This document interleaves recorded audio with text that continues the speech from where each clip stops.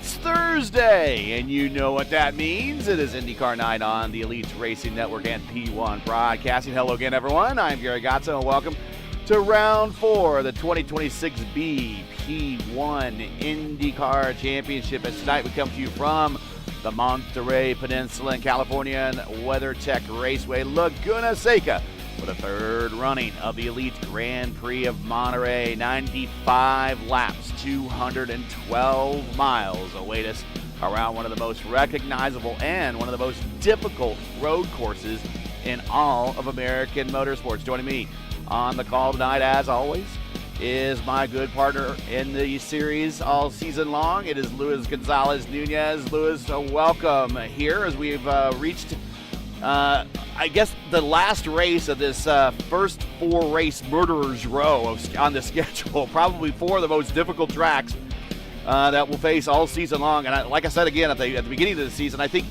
the easiest race of the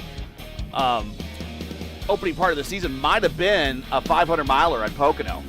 But we start off with a 500-miler. We go to a road course. Then we go to, well, let's just say it was a very difficult race last week at Milwaukee.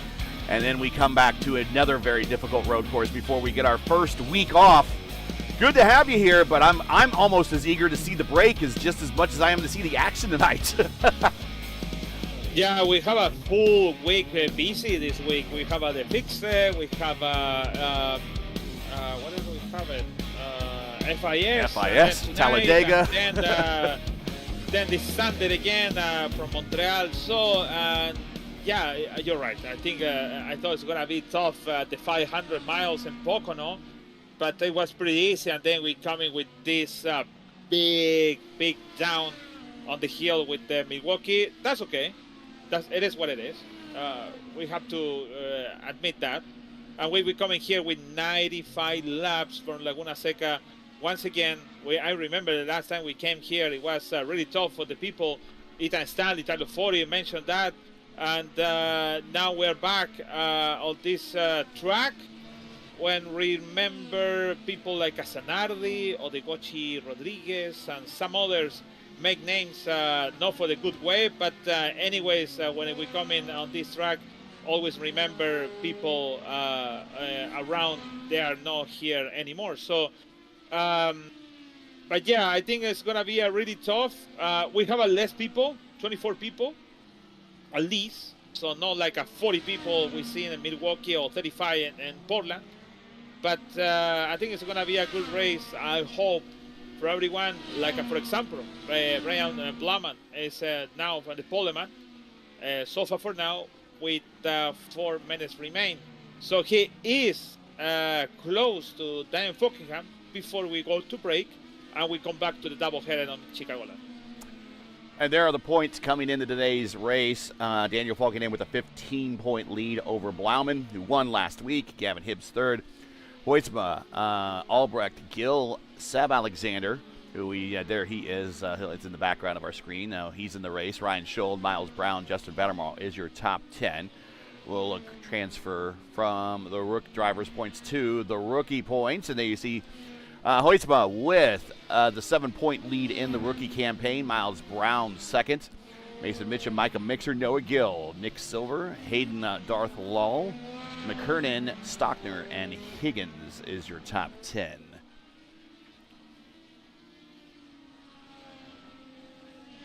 We are in 2 groups currently. The second group is on the racetrack right now qualifying. As you mentioned, Brian Blauman on the provisional pole at the moment. He has a 0.3 of a second lead over Noah Carmichael. Hayden Darth Lull, he is in third.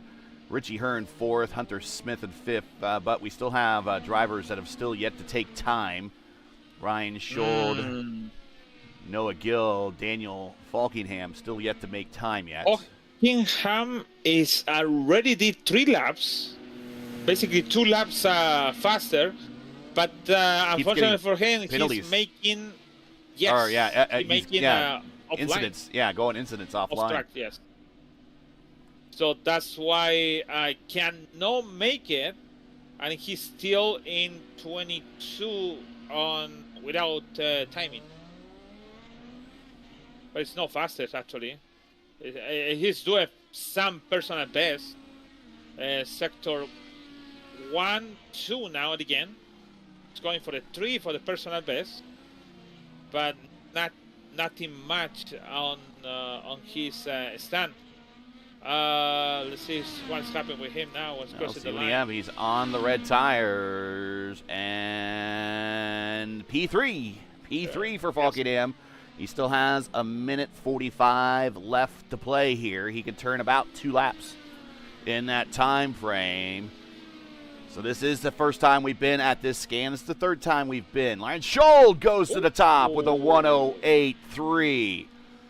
So this is the third time we've been to Laguna Seca. First time on this scan. Of course, the scan just came out.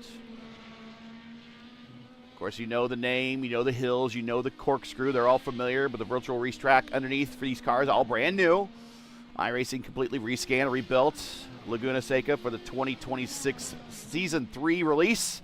Tonight's the first time we've been on that scan. This is the third running of the Elite Grand Prix of Monterey, but it's also a clean statistical starting point.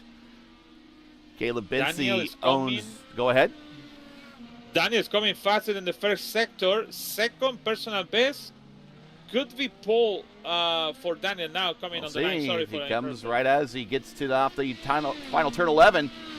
Crosses start-finish line, 43 seconds left to play. There he goes, P1, Daniel Falkenham, and the purple lap of the session, a 108.2. 76. Oh, no, 68. Now Blauman take the back second place. Caleb Bency owns the Legacy Scan Elite Racing League IndyCar qualifying and race lap records. Those marks will stay in the history book, while tonight establishes the first qualifying and race lap records of this new scan. Across every Elite Racing League division, this is the 10th Elite Racing League race at Laguna Seca. And the broader ERL winner list here includes real-world IndyCar drivers James Davidson, Rubens Barrichello, and R.C. Enerson, believe it or not, have won an Elite Racing League competition here. Not necessarily in IndyCars, but just in other Elite Racing League leagues. So tonight adds another new chapter to the venue that has touched several generations that have competed here in the Elite Racing League. Daniel Falkenham comes into the pits. He is done. We got a minute 20 left to play, and I think everyone is done. No, we still got 2 cars out there running. Miles Brown currently provisionally 6th. Victor Aldrich currently 18th. They're still out there turning time. We see 1 car going through the corkscrew. We see another car going down to turn 11 with about 57 seconds left to play. So Brian Blauman has spent the first 2 rounds of the championship chasing Daniel Falkenham. He finished 3rd at Pocono, 2nd at Portland, and then 1 at Milwaukee. Brian started 37th and won Horizon 250. Should be pointed out, I did say that in the channel history on P1 that he is the furthest back that we've ever had a winner. I was incorrect. That is held and will be probably held by a very long time by Jacob Oster, who started 42nd and won in the Votive Indy Oval Series at Chicagoland. However, Brian Blauman does hold the Elite Racing League IndyCar record for the farthest back to come back for a win. He owns that. He cannot have that one taken away, but he does not have the channel record, unfortunately. So, but he is going to be lining up here second here as we got about another 5 seconds left to play, and then we will wrap this up and start lining up for tonight's Elite Grand Prix of Monterey.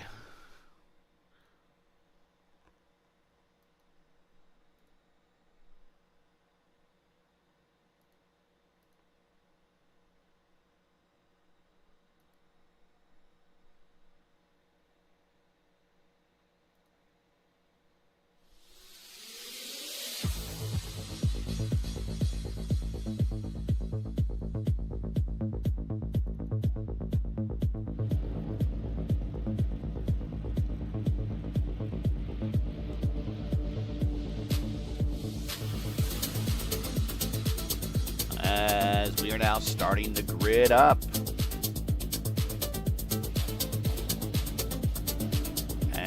we don't have a pole sitter yet to line up. We're waiting for him. We're not going anywhere without him, that's for sure. Here you go, your starting lineup. Daniel Falkenham with the time of 1:08.2 versus a 1:08.3 for Brian Blauman. That is your front row. Ryan Schold, Noah Gill, third and fourth at Seb Alexander, who has won here in Velocity Online Racing IndyCar Series competition.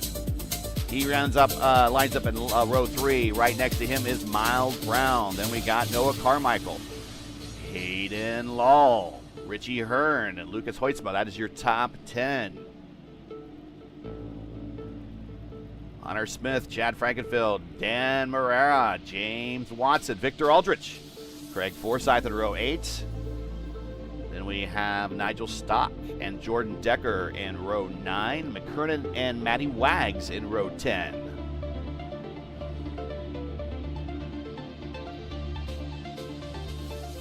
Chris James, Mark Reblis back in row 11, and Nigel Camargo back on row 12.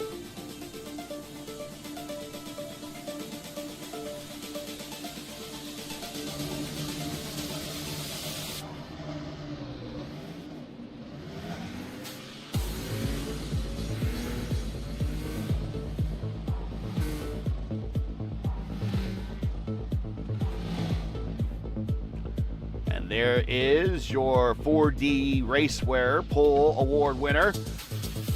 They sponsor the Pole Award, 4D Racewear. Check out their line of made-for-sim racing gloves, shoes, and apparel. Visit them today at 4dracewear.com. Link is in the description. I want to thank them for their continued support of the Pole Award here in the Elite Racing League. New aerial shots from the drone above the new scan of WeatherTech Raceway.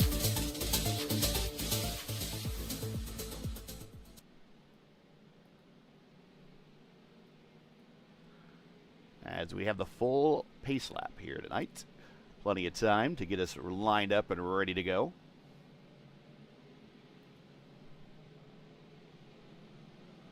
Falkenham, Blauman, Schold, Gill. That'll be your top 4 to start us off as they head uphill into turn 6. Very difficult turn right there. Probably one of the hardest turns on the entire racetrack. You get there so fast that if you go offline, you drop a wheel, you are off into that tire barrier. Up the hill and into the signature corner here at Laguna Seca, which will soon hopefully be named the Zanardi Corkscrew. That is the Rahal Straight going up into the Corkscrew. And then, of course, the Andretti Hairpin and turns, really turn 2. Turn 1 is a little dogleg on the front stretch.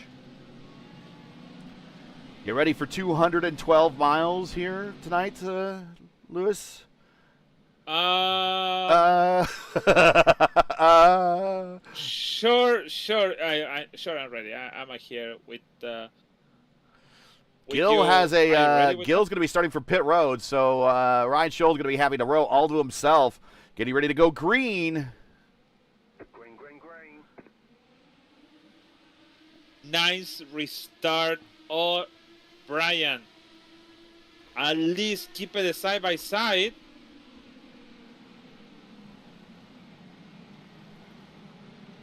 But man, it is about only one lap for Brian. Oh, actually, Brian is the bottom then. That's why Ryan Schold is taken too close. He is Brian Brown. Oh no, Brian. Oh, Ryan Schold, sorry, he lose a little bit time out there.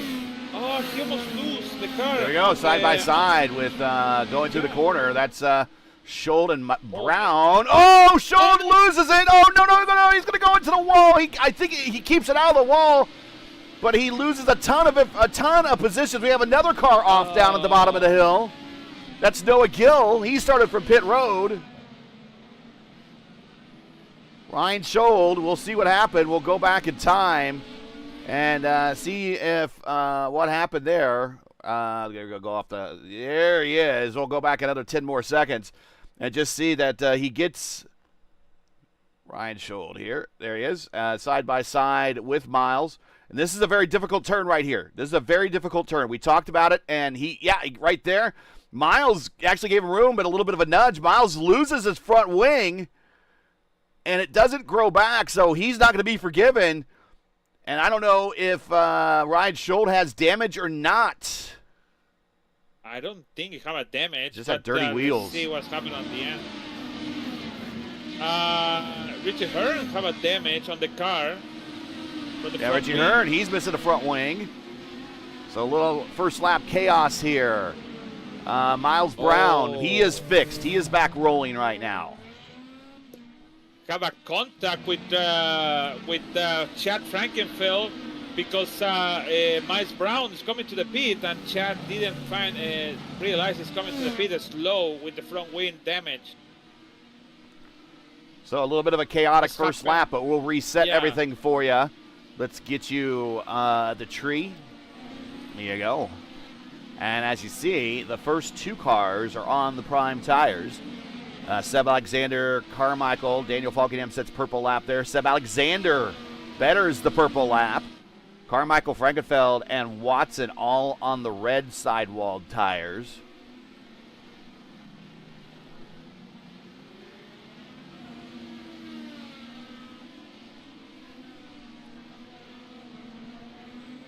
But Daniel Falkenham has pulled out to a 1.7 second lead. Blauman second, but he is being chased down by Seb Alexander. Remember, he has a win here in top league competition. He has a good feeling of this place. Now, that was the older scan. Don't know how much different the newer scan is. They come into the corkscrew.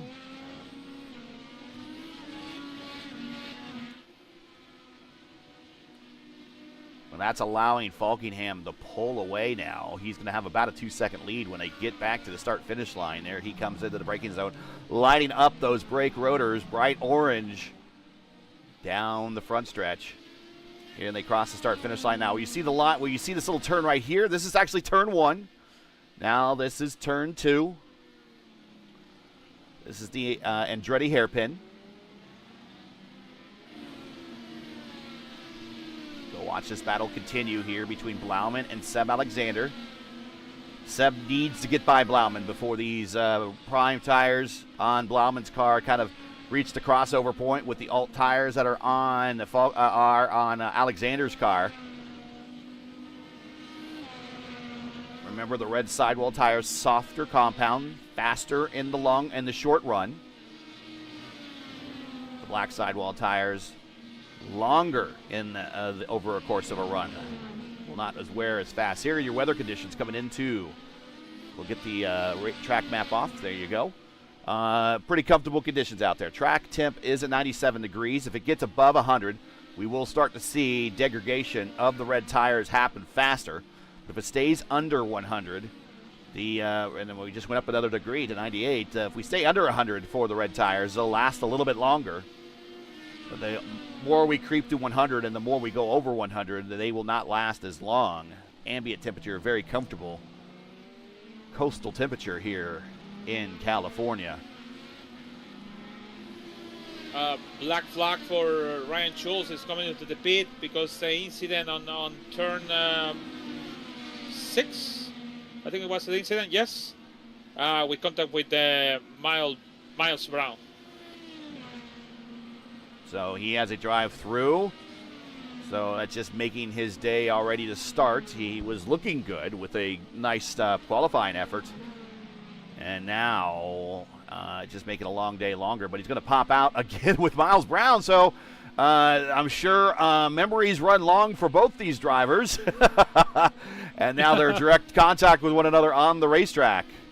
Although I think at this point it might be in best their interests to work together and just try to make as best laps as possible while they have a clean racetrack. Noah Gill, Chris James at the top of the corkscrew. Definitely Daniel Falkenham is in another league because he is 6 tenths faster than Seb Alexander. Well, Seb Alexander on the inside of Brian Blauman coming into turn 3. Here's turn 4.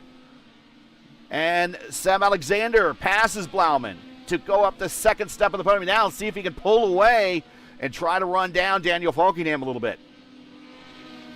They can do it because they have the fastest tires on the car. So you're gonna start to going for them. Now it's 4 seconds between each other. Could be anywhere between a 2 or a 3 stop, depending on how your mileage is running here today.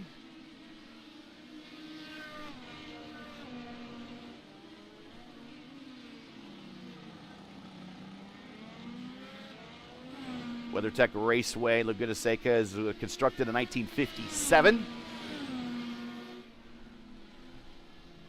The physical circuit used by IndyCar is at 2.238 miles with 11 turns, a little bit longer than what iRacing measures in as. iRacing actually measures it at just 2.23 and 11 turns. The signature corner, of course, is the Corkscrew, where the track drops roughly 6 stories from about 450 feet in the air down to about sea level. It's one of the most recognizable elevation changes in the world of motorsports. IndyCar's first raced at Laguna Seca in 1983. Different configuration, almost like a big oval, road course oval. You have to go back and watch those old races. It wasn't a very technical race course. About turns 1, if I show you here on the map, on the track map, turns 1 and 5 are connected like this. So none of this inside turn 4, turn 3, none of that, none of that. And they added that later. But Bobby Rahal dominated this place in its early days. Won 4 consecutive races from 84 to 87. Danny Sullivan won in 88. Rick Mears won in 89. And Danny Sullivan returned to victory lane in 90. And, of course, the track's signature IndyCar moment came in 96 when Alex Zanardi attacked and passed Brian Herta through the Corkscrew on the final lap. The move became simply known as the pass and really remains one of the defining images of IndyCar racing and the kart era at Laguna Seca to this day. One of the free. Go ahead. Oh, sorry. No, it's just it's on board in 1980, 87 actually, with Geoff Brabham. He have a problem with the visor or something like that, but you can see the old configuration that you're talking about. Pretty fast, man. It is pretty intense. Just turning to the left for many laps, and just you have some brakes and turn 7 and 8 with the Corkscrew, and then all the stuff. The Bravo line. Oh! Scholl going through the bottom of the Corkscrew, loses again. And he has to back it up, and he's just having himself a frustrating race right now. Hayden Lowell and Hunter Smith, teammates to Ryan Scholl. This is for 7th and 8th position. There's one of those names that I mentioned as a former winner here, Rick Mears in 1989. That was his 7th and final road course race for the Oval experts here at Laguna Seca. He is remembered, as I said, an Oval legend. Of course, he is championed by 4 times at the Indianapolis Motor Speedway, 3 national championships, and finished his IndyCar career with 29 victories. But that reputation could not hide how complete he was before injuries changed the shape of his career. 7 of Mears' 29 victories came on road courses. The final one came here at Laguna Seca. But Rick Mears also won at Riverside, Watkins Glen, Mexico City. Had a very good record at all 3 of those tracks, as a matter of fact.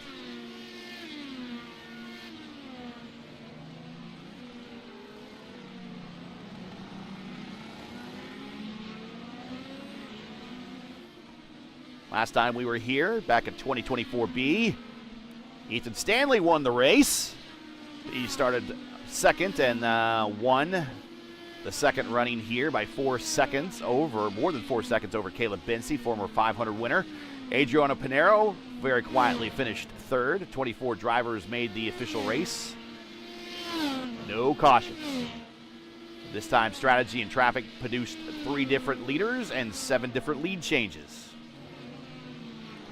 First time we ran here, back in 2021B,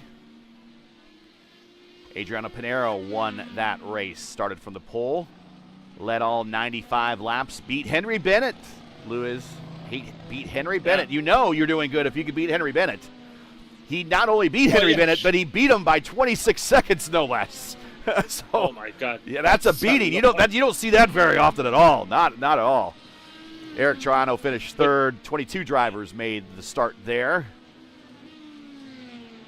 There were no lead changes, so Adriano Pinero, I believe, got the, that might have been a Grand Slam victory for Pinero. He won the race, led all the laps, had the fastest race lap, and won the pole. Might we see a Grand Slam victory for Falkingham? Frankenfeld would like to see a Grand Slam victory, that's for sure. But Falkingham, he would like to see a Grand Slam victory. Now, again, the Grand Slam, if you're not familiar with the Grand Slam, it's more of a Formula One term. It's more of a term I have adopted for our IndyCar broadcast, but a Grand Slam. And you might be able to talk about some of these Grand Slams you've seen before in Formula One racing. I know that Michael Schumacher had a ton of them, but it's leading every single lap of a race, starting from the pole, having the purple lap during the race, and winning the race. Those are the 4 key statistical categories you must conquer to get the Grand Slam on a race, and you don't see it very often in IndyCar competition. In fact, the last time I think we had it here happen in the Elite Racing League, Lewis, I think it was Ethan Stanley, and I think it was at Sonoma about 2 years ago. Oh yeah, with that race, with the controversy race, I remember that also too. I think it can be Silverstone too on the. No, I think Silverstone. No, I think it was close. For Danny Falkingham, but yeah, Jim Clark have the most Grand Slam winner in Formula One with 8. Since that, the last one, 1965, nobody can get in close. So Hamilton, Verstappen with 6, and then Michael Schumacher and Alberto Ascari with 5. So since that, the Indy 500 champion. Still on the top of the Grand Slam.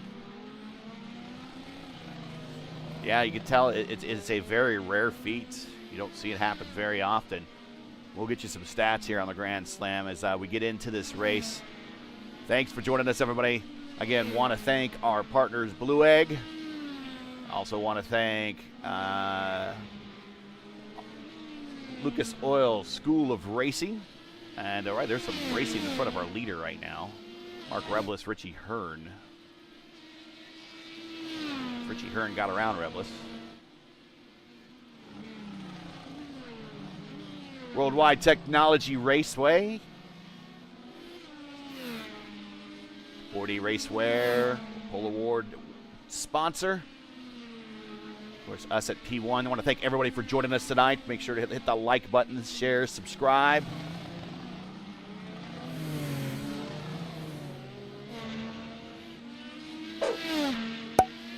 I want to put attention on somebody said on the chat about the Noah Gill. Sure, he have a penalty drop to end after when he did on Milwaukee. I think it was an incident with Ryan Schul when he dive bomb and turn 3 when he passed 2 cars, and then they have all these incidents over there. And Ryan Schul was really frustrated and really upset with him. He started on the back of the pack, and now he's 11, not on the front. Sorry, 11. He's in the 11th position. Sorry. Yes, we got the camera on him. He's making laps, good laps. Almost the same as Brian Blowman. It's just 1/10 faster Brian than him. But he's making really good fastest lap. So I think it's way more faster than the from top 5 to top 10. So he's making fastest lap by 0.6, 0.5, 0.8, 9.8. Sorry, 1 minute and 9 seconds. Point something else. So it's that's it. Sorry, I getting confused on myself. But yeah, it's pretty fast at top 5. So it's getting there and it's getting close to Dan Morera in top 10. We'll ride with Gil. To get to a 2-stopper, you got to do about 32 laps here tonight. I don't think anyone will get that far unless we get caution. We're more looking at a 3-stop type strategy. 24 laps about each stint. It'll be 24, 24, 24.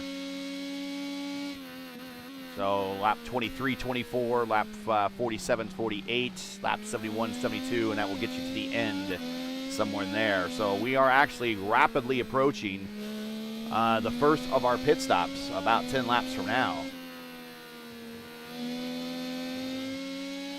Yeah, the pit stop entry. Well, it is difficult. Very difficult. It's one of the most difficult pit road entries that you're going to have in all of road course racing. Right there with Barber, right there with Mid-Ohio. It involves a 90-degree turn to get on the pit road. Yeah, you're coming way faster after, like, for example, it's Gil in the Corkscrew getting close in turn 9 and going to the 10, and then we're coming to turn 10 over here to the right, and then you have to pull to the left, braking, and just make the turn sharp to the left. And if you have your box close to the entry, it is difficult because you have to pull to the left, run away. So I think I can tell you the Mid-Ohio could be one of them getting almost close, that difficult. But man, even the exit is difficult because if you're overturning or if you brake later on the exit on this pit road, you can have dirt, and you're sure you're gonna go to the track, back to the track. So that's in iRacing gonna give you penalty because it's unsafe exit on the pit road. So it is difficult, but that's why we are here, and they need to also practice that. So they have a 1-hour practice on the track to do also pit entry and pit exit like I used to do it, and also your measurement to do. Watching a battle here for 16th. Now Ryan Schultz is kind of separated from it, but it's Chris James, Matty Wags, and McKiernan. This is 16th, 17th, 18th, and 19th. As we watch this battle, there have been 3. As we see Wags go wide there have been 3 Elite Racing League IndyCar Championship Grand Slam races by 3 different drivers. And they are all 3 among the best in series history. Sage Karam has the first race win with the Grand Slam back in 2020B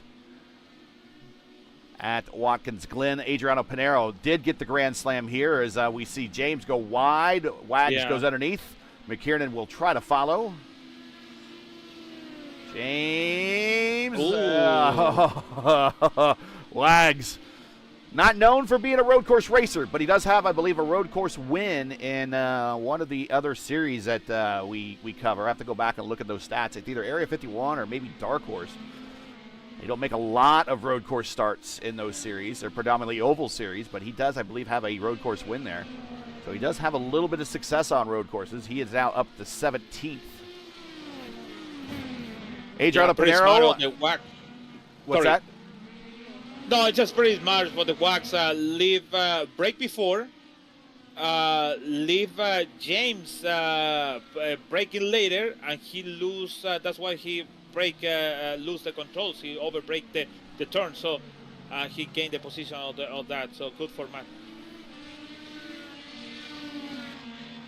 Hunter Smith, Chad Frankenfeld, 2 teammates. This is the battle for 5th. Adriano Pinero won here at 2021B here at Laguna Seca, won the Grand Slam, and then Ethan Stanley at Sonoma in 2025A. Those are the only 3 Grand Slam race victories we have in series history. So might we see another one today?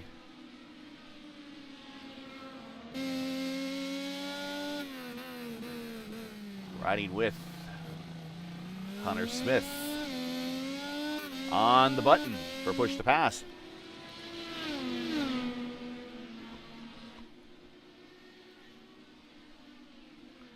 Yeah, Hunter Smith. Also, Hunter Smith have a penalty drop 2 in.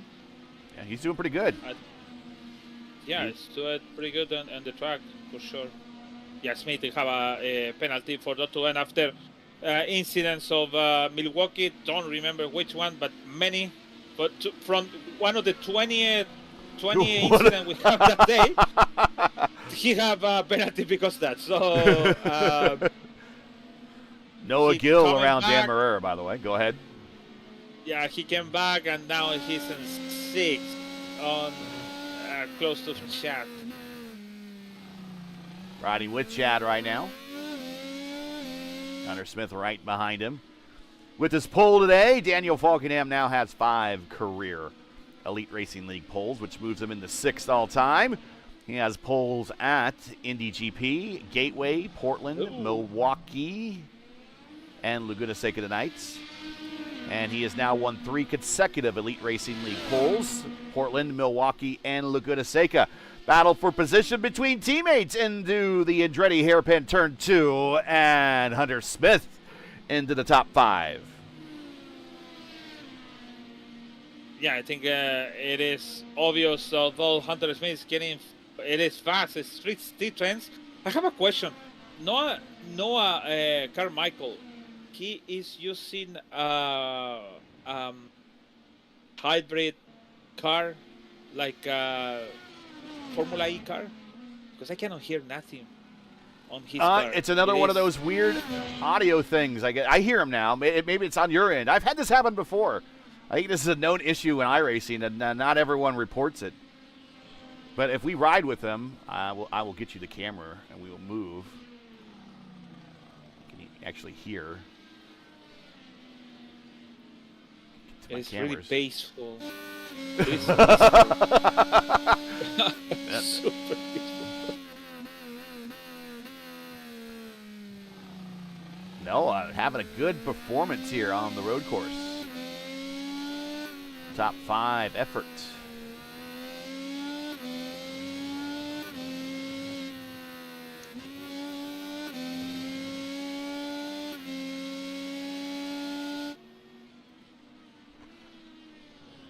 When he starts from the pole, Daniel Falkenham, we'll go up to Daniel here. Here he is, because he has reached lap traffic. When he starts from the pole, he finishes first at the Indy GP, 9th at Gateway, 1st at Portland, 2nd at Milwaukee. So if he starts for the pole, chances are it's a top. First of all, it's a guaranteed top 10 right now. That's his record. That's what it shows. 2 wins, 4 top 10s, 3 podiums, 3 top 5s from starting on the pole. Your all-time pole leader here in the series, by the way, is Adriano Pinheiro, and it's really not even close. Pinheiro dominates in Elite Racing League history on the pole. He has 31 pole positions.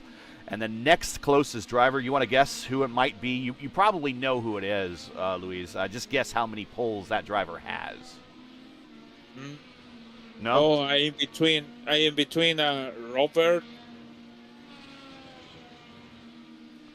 Oh, no. I don't know. You catch me, man. No, it's actually Chad. Chad has the second most poles in league history. I didn't think that. Sorry. Falkenham gets a little loose coming into the braking zone for the corkscrew, but he gets it back under control. It's Frankefeld. He has 9 poles compared to Adriano Pinheiro's 31. Yeah, Nadia, I told you, it wasn't even close. Henry Bennett has 8. Ethan Stanley has 8. Josh Chin has 7. Daniel has 5. Blauman has 4. Alexis Newsom has 4.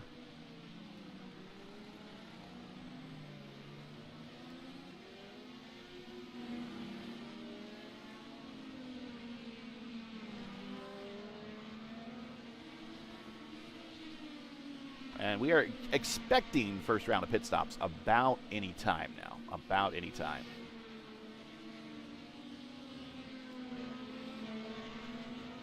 I haven't listened Daniel Buckingham car. At some point on the track, for example, now it's coming for turn 7 and 8, it's lifting. And I think he did on turn 5 also too. So very interesting. He's saving fuel even with the massive gap. Yeah, 7 second lead. 7 seconds. Yeah, 7 seconds. You could do with the freedom of that lead. You could do more things as he's racing now. McKiernan, who's in 17th spot, and McKiernan staying wide. Here goes to the inside. Falkingham wants to get that track position. He does. McKiernan stays wide, gives him the room. And Falkingham on by, putting McKiernan a lap down. So only the top 16 now on the lead lap. Next up is Wags. Steph Alexander, Carmichael, Hunter Smith, and Pitt now. Steph Alexander reaching the stall, and he's down and away. Scheduled stop at lap 24.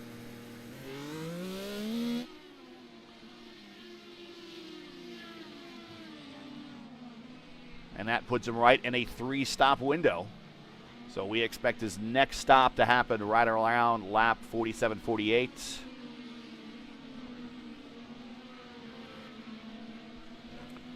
Now how long does, with red tires on Seb Alexander's car again. So he went with red on 2 stints. You only have to do 1 stint of red or 1 stint of the prime. You must do at least 1 stint on each one of the compounds. Or 1 compound change, let's put it that way. You start on what you start on, and then you switch to the other compound at some point during the race. And it looks like Seb has gone alt. Daniel Falkingham, he is in the turn 4 and 5 neighborhood, reaching Wags. Wags, winner here in the series a season ago at Motegi. Currently leading the points in the Dark Horse DW12 series. And Wag stays wide, lets Falkingham on by. Falkingham into the braking zone, into the top of the Corkscrew. And let's talk about the Corkscrew. I have not personally got a chance to really race this scan yet, Luis, and I don't know if you have either, but I know you've raced the old Laguna Seca scan. I have. This is one of my least favorite race courses. But the whole Corkscrew, getting through the Corkscrew and getting to it and through it is very challenging, and the car does not like that rapid loss of altitude that you do at the top of the Corkscrew to the bottom. The car really does not like that, and it gets very light through there. Yeah, when you approach after turn 6, first of all, it's turn 6. This is the challenge of the track. It's starting from turn 6, you don't see nothing. And then you coming high, climb hill to for the turn 7 and 8. You don't see the point with braking. You need to figure out by yourself when you're braking, and then you come into the turn to the left, to the right, and when you go to the right downhill, the car doesn't like that. And Alexander, it purple just, lap. when when you accelerate, the car is loose, and you can lose the control of the car. So that's the 3 corners, main corners, you can have a big issue by 95 times on the track. Oh, and here is the turn on the pit road for our leader, Daniel Falkingham. And again, you saw how difficult that was, where you had to do a left-hand 90-degree turn. And now it's 35 miles per hour all the way down to his stall, which is immediately underneath the bridge just about. It was close to the rail. Way close, Daniel Falkingham to hit that. Here's Blauman. So Blauman gets to his stall as Falkingham is leaving. And now Seb Alexander. And I think during that entire exchange, Falkingham did not give up the lead. So he continues to still lead. So again, looking so far, the hardest part of the the race Grand Slam, is getting that purple, is leading all laps, actually. And he has led them all so far. But right now, the purple lap is in command of this guy right here, Seb Alexander, who is now second on the racetrack. This is a note. I just found out he used the prime tires for the second time. So sure, he wanna find. Oh my God, Daniel Buckingham on the Corkscrew. In the last team, for sure, he's gonna use the alternative tires, or the red tires, or the soft tires, to make fastest lap on the end of the race. So sure, he's going for that. And we'll see what happened with Falkenham. It's just under braking still with tires that are still trying to come up to temperature. He gets, and look at that, yeah, just a little loosey there, goosey. And again, we talked about the car gets very light through there. These cars do not like the rapid elevation change. It's like make a kick. They kick. The car is kick you when you're put gas. Yeah, you hit the power. The back end gets very light in these cars. The same thing happens at Mid-Ohio when you go through China Beach. Anytime you have the rapid elevation change, these back end of the cars get very, very light. Watching a battle between Chad Frankenfield and James Watson. Yeah.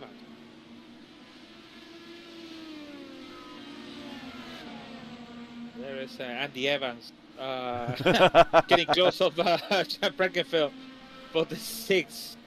But it is fast because he used the softest or the soft tires or the alternative tires on the car, and make him like a 3/10 faster than Chad. So Chad need to survive for over the 20 laps with this tire, and that's difficult because you practice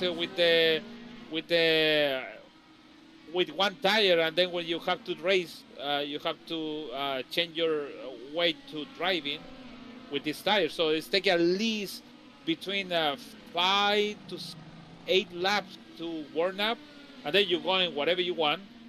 But the soft tires or the alternative tires, is just after 2 laps you're going faster. So, or actually, you're going over the rails, so it's getting close. Oh, no! Wow! He got a good run through the Andretti hairpin, James Watson did. He is all over the attenuator now of Chad Frankenfield. He's not in a good passing zone. Oh. Now, when he gets down to the end of the straight, if he can get to the inside of turn 5, he'll be in a good passing zone. But still, Falkenham has a little bit of an advantage through turn 5, now uphill, and you do not want to pass to the inside in turn 6 here. We saw that at the start of the race. And now uphill, and we come into another kind of blind left-hander, which is the start of the Corkscrew. And again, not in a position to pass. Car gets light right there. Remember, that is the signature shot of IndyCar Racing 2. If you ever have played that old game, we've talked about it. I've talked about it a number of times here on the broadcast. If you see old box art, that was at the top of the Corkscrew. In fact, I got my CD, my old CD of it right here, Lewis, if you can believe it.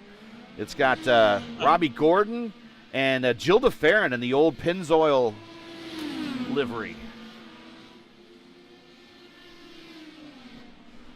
Side by side into turn 3. Oh, turn 2, excuse me. Now turn 3, and they're going to bang wheels a little bit.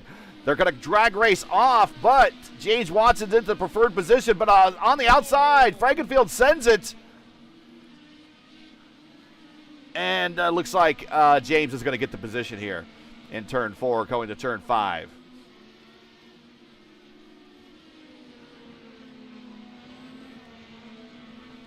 To find out why Miles Brown have a black flag.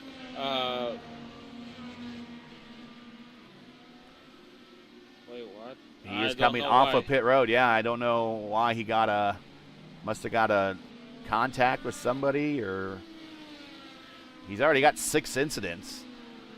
Hunter Smith has 11, and Ryan Schuld has 10. We saw that Ryan Schuld especially has had a bit of a rough race. Mark Rebel is 13. Okay, I find out. He didn't call pitted out or pitted. Well, he didn't call the out of the pit, so that's why he got the penalty. Something like in the real life is not happen, but I think this league to it. So sure, we do it. If it's part of the drivers' meeting, they say you got to declare when you're going. Let everyone know you got to do it, and that can be done a couple different ways. You can do it on the radio. Some leagues prefer the radio. Some leagues say, they don't like all the radio chatter, and you can actually program a button that will send messages and chat to everybody. Say pit in, or you can put custom messages there, and you can spam that button while you're on your way in the pit road. That's another way people can notify they're coming to pit road. And then the same thing, pit out. Falkenham, your leader now by 8 seconds. Go ahead. Yeah, pretty bad for Miles Brown. So getting involved in any sequence rules. Starting on 6 now on lap down on 15 with 9 down. Back to Frankenfield and battle for 7th with Lucas Hoytsma, the rookie points leader. Hoytsma goes to the inside. Frankenfield shuts the door. Now they go through turn 1, now into turn 2, into the Andretti hairpin. Little puff of smoke from a lockup just ahead of him, and James Watson. This is the battle for 7th. Hoytsma representing that Team Conti. Watson around slower traffic. Yeah.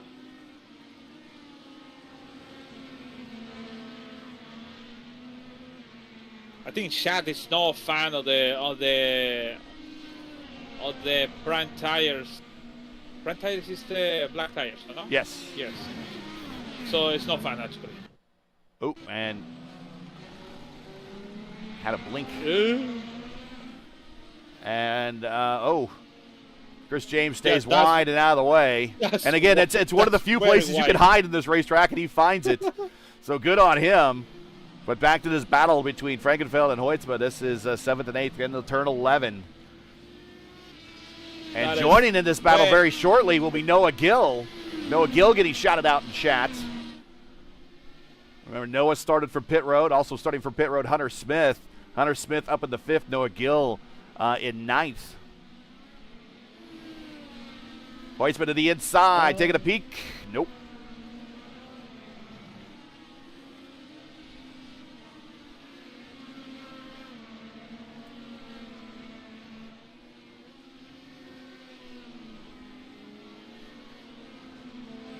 Chad getting a good run off of turn 5 uphill.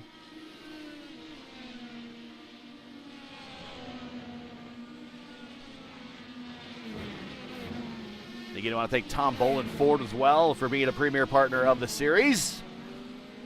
Be sure to check out their website and their selection of Ford products.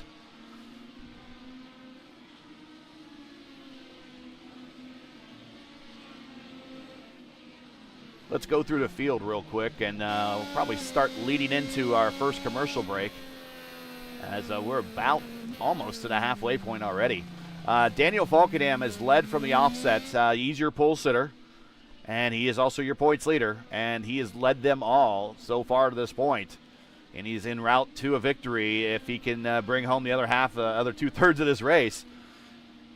But I guess the big story for him at this point is, can he get the Grand Slam? And he does not have the purple lap at the moment, because the purple lap belongs to this guy, Seb Alexander, with the Satellite Rogue Alliance, technical alliance of teams. Former winner here in the Velocity Online Racing IndyCar Series. So he has raced here in league competition and has won before. He is second. Brian Blauman looking for another podium finish, and this is really what he needs in order to continue to keep pace with Daniel Falkenham. But at some point, as we start getting into these later rounds, Lewis, he's got to do more than just keep pace. He's got to beat Daniel. And despite beating Daniel last week, Daniel was still able to get key bonus points to extend his lead in the championship. We went into last week at Milwaukee, 13 points point lead was Falkenham, and he leaves finishing second. He leaves with a 15-point lead. Yeah, I think the race on Brian last week when he did in Milwaukee. Sorry, Milwaukee. Yes, it was pretty good. I think the strategy he did it was good. At some point, miracle. He had the caution flag, and iRacing give it back to him the position. So he kept the position and he won the race. And I think, like you said, consistent. We're there side by side in turn 6. Sorry, it's Hoytsma and Frankenfeld uphill going into the corkscrew side by side, and neither one of them giving each other an inch. And Hoytsma's going to spin out, and he clips the wing. His wing is lost. Frankenfeld's wing is damaged. We saw a scuff mark. I don't know if he's being forgiven. And Noah Gill's there now.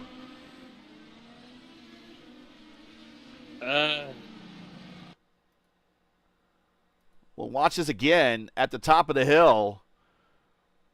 And then we'll get back really quick because Noah Gill is right there. But side by side. And I didn't mean to cut you off, Lewis. It's just we got to a big battle here, and they're going to the top of the hill. Yeah, no, it is very important because it could have a penalty. But man, I don't know. It's a race deal because Lucas went to the same place Shad have, but also Shad have a loose control on the car in between when he braking on the corkscrew. So, difficult decision of the race control in this moment. That's why we never be at race control, especially last week. Off of corner number 6, now, big run up the hill, and in the position. Oh, no. He turns into him.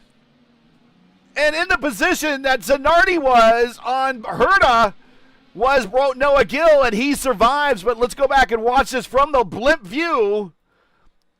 We'll go back and watch it for another 5 seconds beyond that. Let's go. Here we go. And they go right through this is where they went side by side the previous lap. Turn 6. Now they go uphill. Chad stays wide. Look at the extra room to the inside. This is not necessarily an off track. And he sends it to the inside, running over the rumble strips. Chad breaks early. Looks like Noah braked a little early, but kept momentum. Oh, and he turns into him and loses a front wing. We'll see what the stewards decide there. Don't know. Chad asking for review the penalty, but I think Chad looked like he overturning. Sorry, so he braking late. He lose the control of the car, and he have a contact in between Noah Hill. So I don't know. That's can count in like a race deal for my view. So Chad is rolling now, but he did come to pit road to get the damage looked at. So that allows Noah Gill and Hayden Darth Law in that purple car. This is now a battle inside the top 10. 7th and 8th on the racetrack as we were continuing to go through the field. Noah Carmichael very quietly in 4th position. There he is.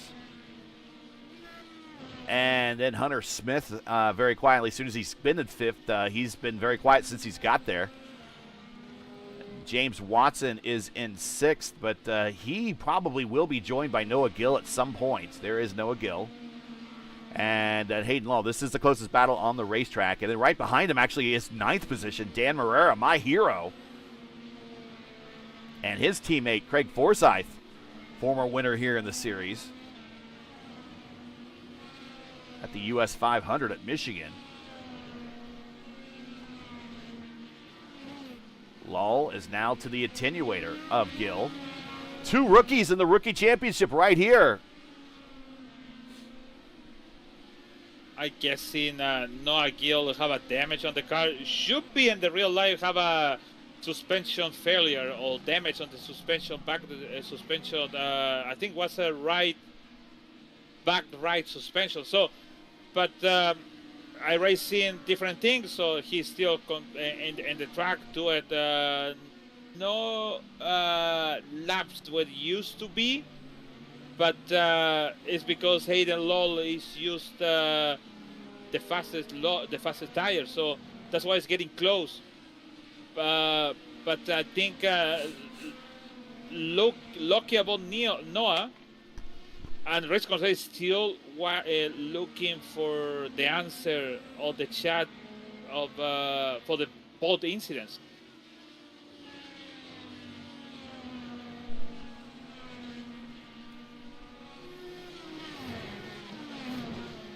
So we watch this battle. Oh, It's kind of calmed down right now, but it's between Gil and Law.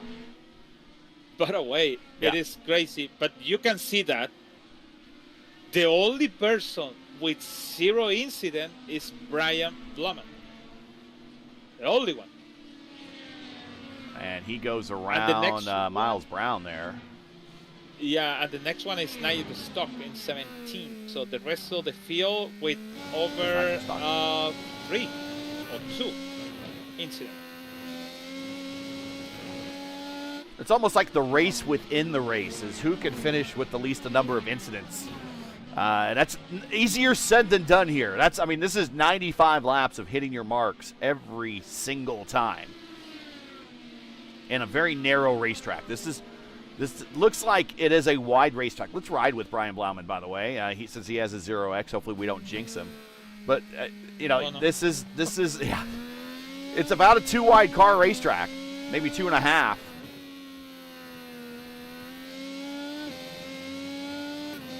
You can see right here, there's no runoff. Here's turn 5. This is where the old course used to rejoin.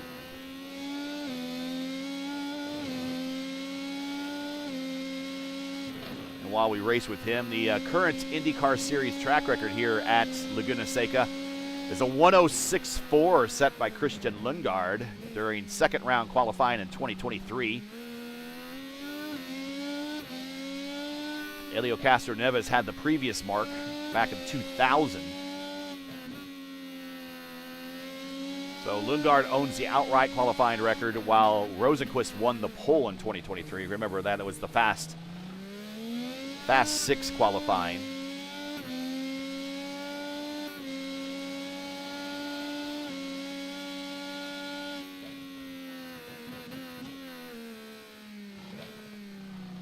Again, very smooth racing by Brian Blauman. This is kind of par for the course for him.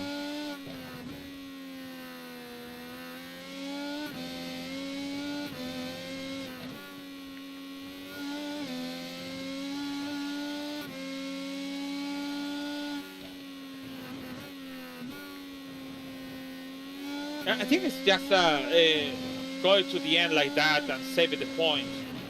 Maybe he knows about the Daniel's gonna win the race because it's faster. But the problem is he didn't expect to be a Seb Alexander in the coming from 5th to start at 2nd and take 1 position on him. But at least the point is finish the race, save the points, and just thinking about it to Chicagoland. It could be good points to recover about this race because remember it happened last season.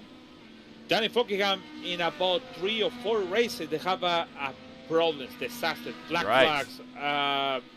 What else? Incident with lap downs. He had a very similar incident at Phoenix that Alex Palou had earlier this season. Remember that? Yeah, so, and also the one is happening in Michigan, I think was Michigan or was Michigan when he come into the pit and he got a black flag for speeding. So there's a lot of things that can happen in about, well, the problem is we're going to go to September. We don't want to have so much races, but after September, after the Sim Gaming Expo, we're going to have 5-6 weeks on the road.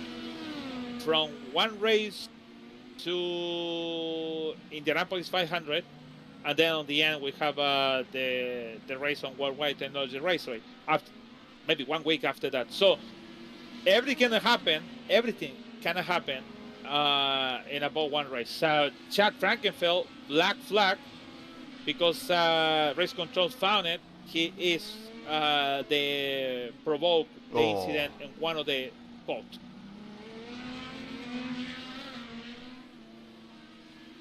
And here is the schedule, by the way.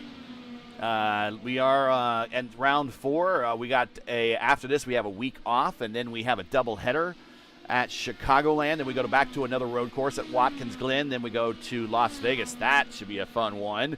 I think that's our inaugural run at Las Vegas. Then we have some time off. We go qualifying for the Indy 500. We go have raced the Indy 500. Then after Indy, we go to Detroit for our only street race of the season. Then we go to proper Phoenix Raceway, the Legacy, in round 11. Then we go to Road America, and then the 9th running of the P1 US 500 at Michigan. And then we will wrap up, as always, at World Wide Technology Raceway at Gateway for round 14. So still 10 races to go this season, and a doubleheader is next. Sorry, I said Michigan. No, it's Auto Club. Sorry. Yeah, and Auto Club was when he came to the pit and he missed the line. I have a speeding, and he went down on the pack by 1 lap down. So that was the incident. The stuff for Danny Fockingham last season with Tyler 40 race, actually. Fockingham has reached the tail end of some traffic here. He's reached Ryan Schold in 11th, Craig Forsyth in 10th. And also involved, just I think ahead of this picture, just out of sight, is Dan Marrera in 9th. So the leader is trying to lap 11th, 10th, and 9th on the racetrack. Lap 45 of 95, and we expect Daniel Fockingham 19 laps into this current stint. He went 26 last time. He'll be coming to pit road in about 5 laps. With all this traffic in front of him, though, do we see him duck in a little early? Has he been saving enough fuel that maybe he can make it with the last stop a little bit later, a little bit earlier maybe? So Bobby Rahal leads career-wise in the IndyCar Series with 4 wins here. It should not be of any surprise to you who now is second all-time in wins here in the IndyCar Series, Lewis. I'll go ahead and give you a guess, but it's a pretty obvious choice. Second all-time. Oh, car off into, that's Law. Oh. That was a top 10 for Law. On front of the leader.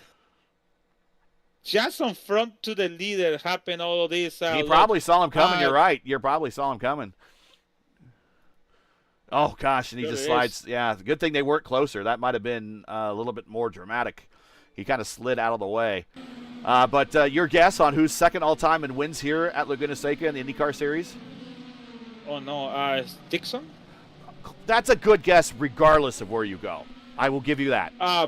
Will Power could be the other one. That's another good guess. But it is Alex Palou. My God, man, that guy really, it is so annoying to hear. I didn't even watch it in IndyCar anymore, so I don't say this. I don't watch it. It's like it is so unpredictable. It's like they catch the car, and that's what Pato Ward said. Oh, nice pass of the Daniel, man. So that's what Alex Pato Ward said. This IndyCar is getting so frustrated because only one person, only one thing catch the magic of the car. That's why he dominated everything. But also, in some point, it's going to be equal, and they're going to start to pull down Alex Palou. But I think when we get to the new car, I think when we get to the new car, I think Palou's still that good, and I think he's still that talented. But I think when they get to the new car, that might change some things up. Noah Carmichael coming off a pit road for his scheduled stop. Yeah, Bobby Rahal has 4. If Alex Palou wins the season ender here at Laguna Seca for the NTT INDYCAR Series, we think he will already have his championship clinched by then. He will then tie Bobby Rahal. He has wins in 22, 24, 25. 2 wins here for Danny Sullivan, Michael Andretti, Paul Tracy, Brian Herta, Patrick Carpentier, and Colton Herta. So there's 4 wins here in the Herta family. But Colton decided to go race Formula 2 for no real good reason, I guess. So we won't see him get that 3rd win.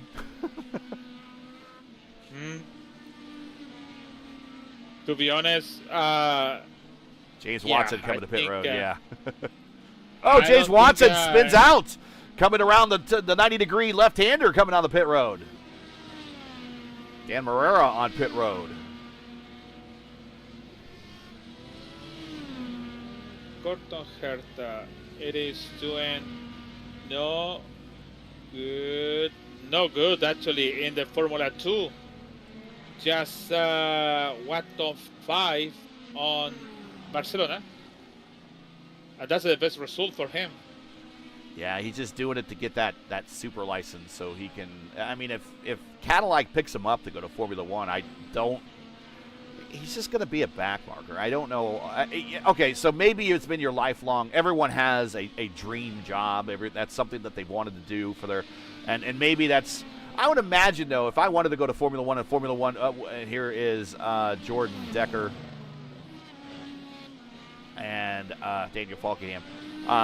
If Formula One was my, we like wrestling, right? And I think the best wrestling promotion is AEW, but a lot of these wrestlers that grow up, they've watched the WWE, and the WWE is kind of like their Formula One. That's their pinnacle of what they want to do.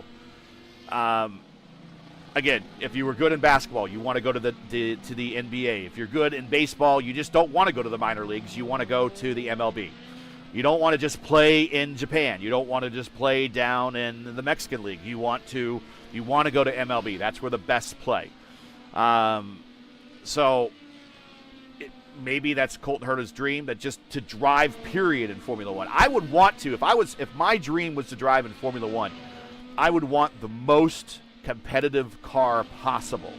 Now, maybe he stays with Cadillac. Maybe Cadillac finds something that increases Cadillac's performance, and he could be the genesis and the catalyst of that performance. I just don't think it's going to unfold that way for him right now. I don't think his luck is that good, and I don't think he's that good compared to some of the other drivers that he has to compete with. But we'll see. No, actually, Cadillac is like happened with Caterham at some point, or Spanian, whatever the name it is, or all this minor team. They started and then disappeared because something. Short Cadillac, they have a lot of money, it can stay forever. But the problem is Cadillac with Ferrari engine, and the only good result it was in China, 13 from Checo Perez. So no points for the only team on the Formula One. So that's the only problem happened with Colton Herta. So if he keep promoted to Formula One, he's gonna get promoted for the weak team on the field, without counting Aston Martin. This very disaster also too with Fernando and the other one, this Canadian guy Lance Stroll, with 0 points. So it's Fernando Alonso make the point. At that point, make a lot of money for the team. That's why it's really appreciated to have at least 1 point to the championship. But I think Corto, like I said, if you're gonna be in the best thing, I want at least try. Good to have over there, but at least you have to find out the points. And I think the result that he's doing in Formula 2 is not good. Normally, the Formula 2 is really young people. They're coming from Formula 3, and the other ones, Formula Renault and Formula British. This should be, despite the age of the IR18 or the DW12, this should be a step down for him. Although I think maybe in the way that the car, because the DW12 has been around for so long, that actually I think the Formula 2 car might be actually a step up in technology. But you're right. I think he's letting some of his prime IndyCar years go. This is a big gamble. This is a really, really big gamble for him. Mm-hmm. And this is not comparable, I don't think, to when Michael Andretti went to McLaren. Michael Andretti left the top ride for a top ride, and here's Daniel Falkenham coming to pit road for his scheduled stop. Oh, he bounces off the curbs. I don't compare it to what Michael Andretti had. What he had, he went from a top ride to a top ride, but for whatever reason, he just didn't perform well. and they didn't give him a lot of time to really mature and try to get better. They're just like, okay, well, you've been into this thing 9 races. You're not doing very well, so we're just going to let you go. And that was that. And then a year later, he's back actually racing a Renard for Chip Ganassi Racing back in the IndyCar Series, where he really should have just stayed and belonged. But I think he had a goal of wanting to be like his dad. And he wanted to perform on the highest level of Formula One. And I don't know, I shouldn't say the highest level is Formula One. That makes it sound like IndyCar is a step down. I think when it comes to racing, I think when it comes to racing diversity, in terms of everything you race on, IndyCar is the highest level you can race on. Ovals, street courses, road courses. You can sit there and shake your head at me all you want in chat. That's fine. But until we see Formula One racers saying, "Oh, I can't race on an oval because that's too dangerous," that's BS. Okay. So I still think IndyCar racing is the most diverse form of racing by far, with all the different road courses, different style of courses. But it is pretty clearly with Formula One and the marketing machine that Formula One has, they have definitely painted themselves and shaped themselves into the highest level of racing on the planet, much like everyone kind of considers, like we said, WWE the highest form of wrestling on the planet, even though I think AEW is better. No, it's like for example, like Mario Andretti when he went to US to Europe for go for the Formula One, and then he started in USAC, but the problem is he went to Formula One. He was a very bad season from 68 to 76. Then 78 he won't become a champion, and then he went down the hill again, and he decided to come back to USA to maybe give it a try again. And I don't think Mario's mind ever left IndyCar racing, because of course he kept coming back for the 500. I mean, he never missed one of those. So I don't think Mario, his mind ever left IndyCar, and I don't know if maybe Colton's has left. Here's Lal to the inside, up into the corkscrew with Seb Alexander right behind them. P2 on the racetrack, and that is a battle for position, and Lal goes ahead of Craig Forsyth. That is for 11th and 12th. So move Lal up to 11th with Seb Alexander right behind him. I don't know if Eddie Cheever. Well, Cheever went from Formula One to IndyCar and never went back. And he never started in IndyCar and went to Formula One and came back. But you look at the drivers that went and came back. Seb Bourdais. I don't know. Rossi? Rossi was a test driver. We again watching Seb Alexander. Here is right in front of him. That is Hoytsma in 11th. As Speed? Speed, yes. Speed did. He did some Champ Car World Series stuff. Now we've seen Marcus Ericsson. He did Formula One. He's had success. Felix, of course, did Formula One. He's had some success. I dare say Romain Grosjean has had a little bit of success. He has a couple of podium finishes to his name. But I think a lot of people now see the IndyCar Series as a step down for the Formula One drivers. It's like, oh, well, if you're washed up in Formula One because a younger guy come in and took your seat, go to IndyCar racing. I don't think. I can tell you. I used to. Oh, okay. I'm gonna kill you on this, but I used to be the top. Used to, long time ago. Used to be with the 70s, 80s, 90s. Oh, in IndyCar 2000. racing? Yeah, in the 60s, 70s, and part of the 80s, IndyCar racing was considered the better series, in my opinion. No, and you can even look and see how the races went too. Yeah, but we're talking about the Formula One, so I talking about Formula One. So it used to be like just no money, just pure driving, and you can go over there and have whatever.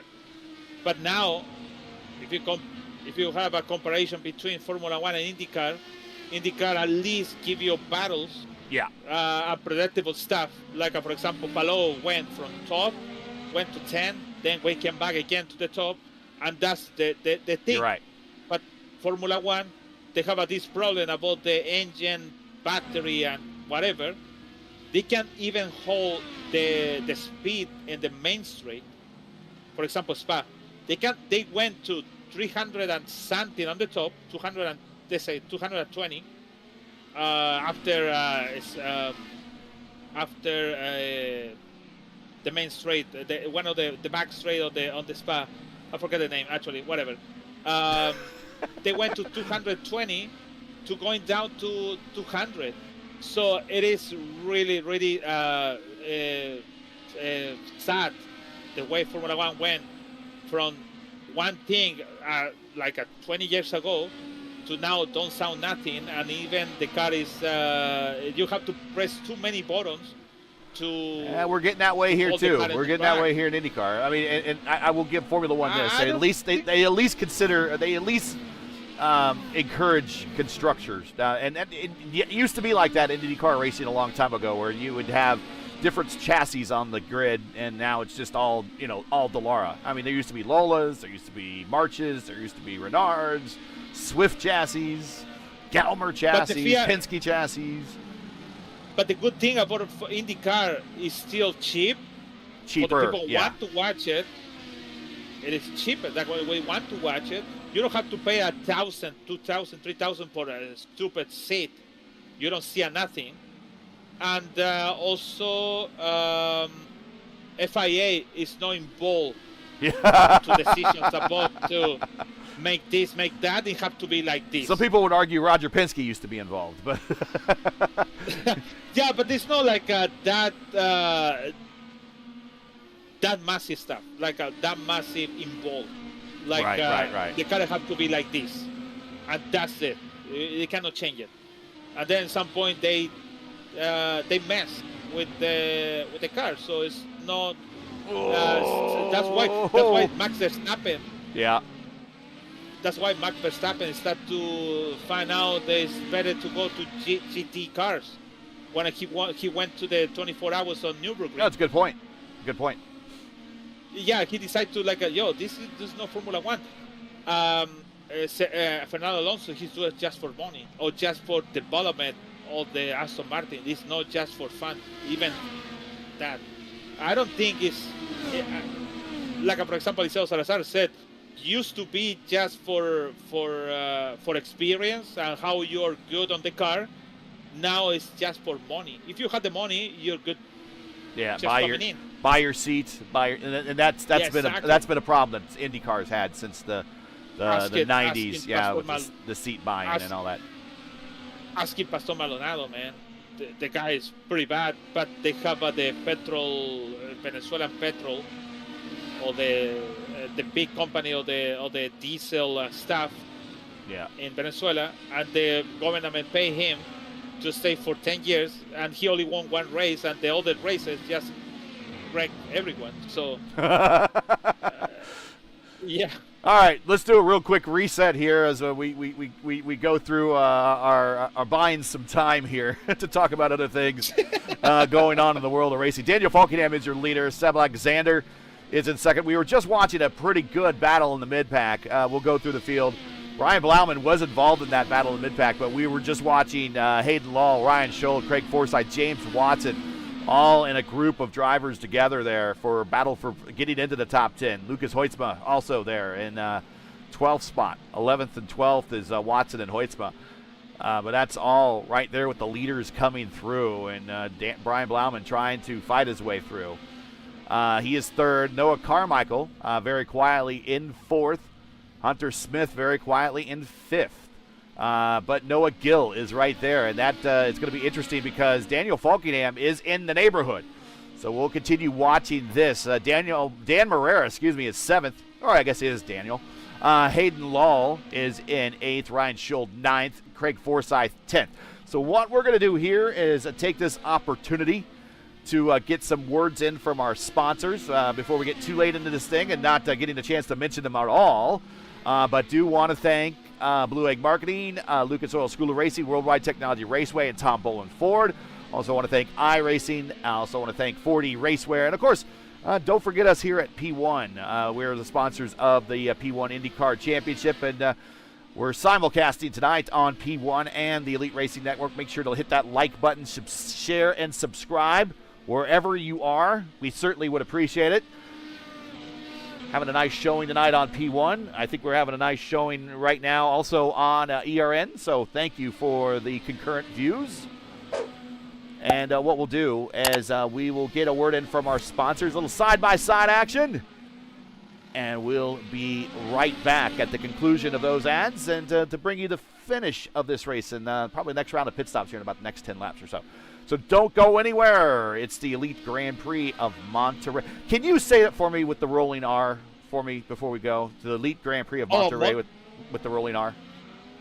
Oh, yeah, we are back for the Elite GP on Monterey. Beautiful, beautiful. We'll be right back.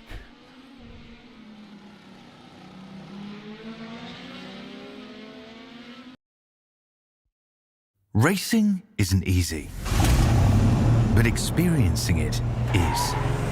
iRacing puts you in the driver's seat with the industry's leading sim racing game. Drive on laser scan replicas of the greatest racing circuits from around the world. Go head-to-head against other drivers chosen by skill-based matchmaking to ensure competitive racing at every level. Compete across all your favorite series. In officially licensed cars, engineered to deliver the most accurate driving experience possible.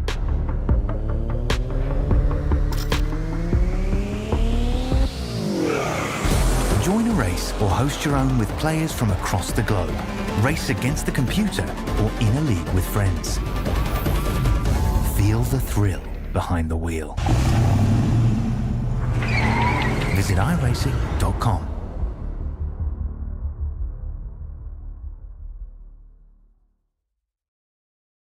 Blue Egg Marketing. Rev up your business with Blue Egg, your marketing pit crew.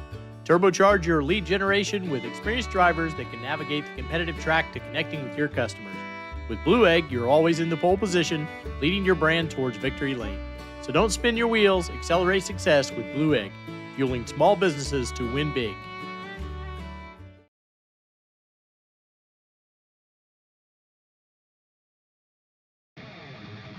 The Lucas Oil School of Racing. Simply stated, we are the professional ranks where the quality of the equipment often dictates the outcomes, and all of our cars are designed to perform and race as close as humanly possible. None of our competitors will have an advantage from engineering tactics. Rather, you will compete on a completely level field with a score of immensely talented up-and-coming drivers, all pushing each other to reach their new heights in their respective pursuit in becoming a professional race car driver.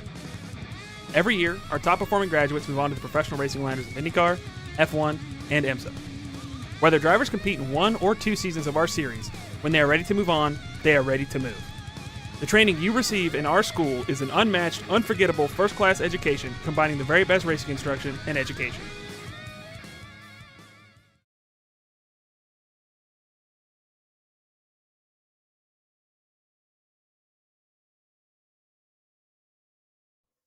If you've been waiting for the right time to upgrade, that time is now. Score up to $4,000 off on a 26 brand new Ford Explorer. And our Ford Explorers come with the Bolin Lifetime Powertrain Warranty. So get to Tom Bolin Ford in Hannibal. Heck of a deal, ain't it?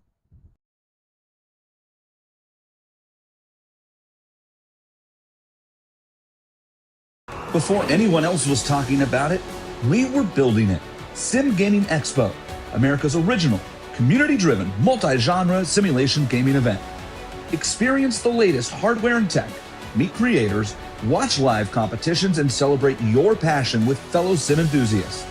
Join us September 18th to 20th, 2026 at the Schaumburg Convention Center in Schaumburg, Illinois.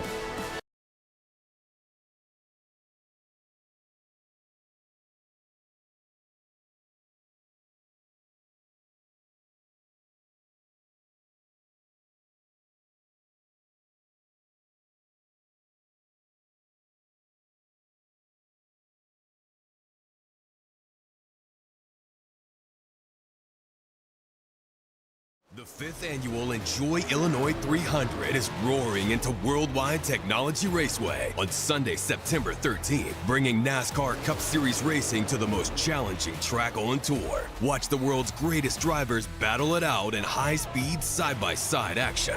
But it's more than a race, it's a full weekend experience. Whether you're a lifelong NASCAR fan or just looking for an unforgettable gateway getaway, get your tickets now at www.raceway.com.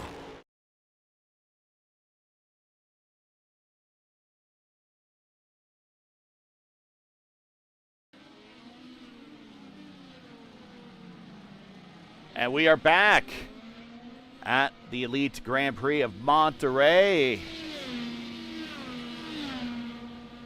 We 66 of 95 have been turned. We just watched Daniel Falkenham get around Noah Gill. This was a battle brewing between Noah Gill and Hunter Smith for 5th, and now the leader is involved, and he's in the middle of that. But right now he is lapped up through the 6th position. He's led them all. He does not have the purple lap. We suspect when he comes to pit road, that is Daniel Falkenham right there. He will throw on the alternate tires and do some Red Bull laps to try to get that purple lap and try to get the Grand Slam, become the 4th driver in the history of the Elite Racing League to win the Race Grand Slam, joining Adriano Padero, Ethan Stanley, and former real IndyCar racer Sage Karam.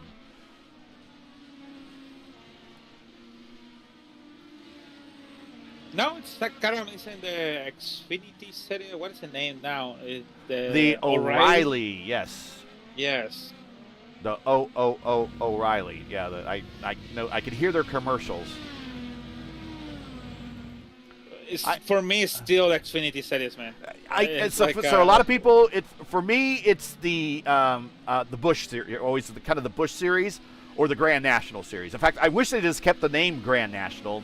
That would make sense. So you got the Grand National and the Cup Series, and you don't have to necessarily attach a sponsor to it. But that ship sailed. But I know some people call it the Nationwide Series. A lot of people call it the Xfinity Series. Oh, the Nationwide, yes. Yeah. Yeah. But as a generic term, IndyCar has coined the generic term IndyCar now to be the series, but for a generic term for that series, I would look at slide through there. Wow. I would just, call it the Grand National Series. That makes the most sense. And the Cup Series with no sponsor, but they have a bunch of partners. That's kind of why they don't have a title sponsor there. They have a bunch of other sponsors that are willing to spend money. Don't get me started on that. Anyways, NTT has been a good partner of the IndyCar Series. I will say that for NTT. And I think at some point they are up for renewal here soon. Should probably ask Google when NTT's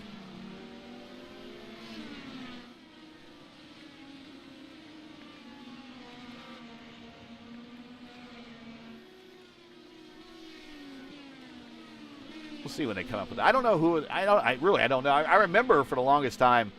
Think about the other. It's the PPG the PPG World Series. A lot of people forget about that. As Hunter goes to the inside. Yeah. Oh, he almost loses the control. Yeah, he stayed with it though. So believe it or not, the very first title sponsor for the IndyCar Series back in 1971, I think it predated Winston's involvement with NASCAR, was Marlboro. Did you know that Marlboro sponsored the USAC Championship Series in the early 70s? Huh. And the reason why they only did it for 1 year and they didn't come back for more, is they expected some exclusivity when they became the title sponsor. They didn't want any other tobacco companies to sponsor in the series. Viceroy, which I don't know if you remember as a cigarette company. Man. Yeah. They ended up sponsoring, I think it was Dan Gurney's team, and it was like a big super team. And it had Alan Sir Sr., Mario Andretti, I think, was on it. I think even at one point Johnny Rutherford was on it. I think Joe Leonard might have been on it. I think he even won the championship that year. I have to go back and look. I could be wrong. Somebody in the chat, Murph's there. He can look all this stuff up.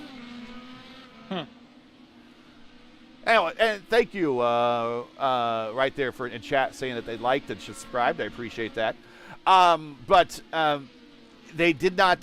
Marlboro got very upset that they lost did not have the exclusivity and left. And so Winston saw that as an opportunity. They sponsored the Stock Car Series, and they honored exclusivity. In fact, the only other tobacco sponsorship they would allow would be chewing tobacco or another company they owned, which was like Camel. Remember Camel sponsored a stock car for a while? I think they sponsored Jimmy Spencer. That was the only other cigarette-sponsored car they had in the series at the time when Winston controlled the sponsorship. So it was really the what you see, and there you see Falkingham getting around Chad Frankenthal, the modern era of Winston Cup.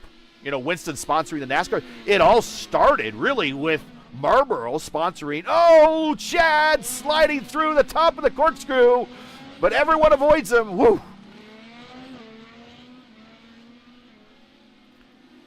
Oh, lucky was Daniel Falkingham on the front. Man, what about the John Play special? It was in Formula One? That was Formula One. That was not an IndyCar. That was not an IndyCar, yeah. But, it could be crazy to have one car black and gold. The closest that I remember a black and gold car or something like that was the Provimi Veal car that watching Noah Carmichael making his final stop, I believe. He's trying to come up to speed. The Provimi Veal car that Arie Luyendyk drove. I think that was a black car with gold lettering. And that might have been the closest. And we're talking 85, 86, 87, somewhere in there. Oh, Carmichael off into 6, right in front of Chad Frankenfeld. And Chad did everything to keep his car out of it, but he made contact. But we'll go back and watch that again. Wow. Everything against Chad today, man. It is unlucky. And you can't even see. I'll go back to Chad just does everything to try to keep the car off, and he just a little kiss there at the end. Oh, Carmichael loses control. He's in 4, now 6. And where did he lose it? He lost it in the into the corkscrew at the bottom, and right in front of Seb Alexander. Oh yes, right in front of Seb Alexander, second place. So Carmichael having some excitement here in the last stint, 24 to go, and he's coming to pit road. Now I can hear so Chad on pit road, he's probably not happy.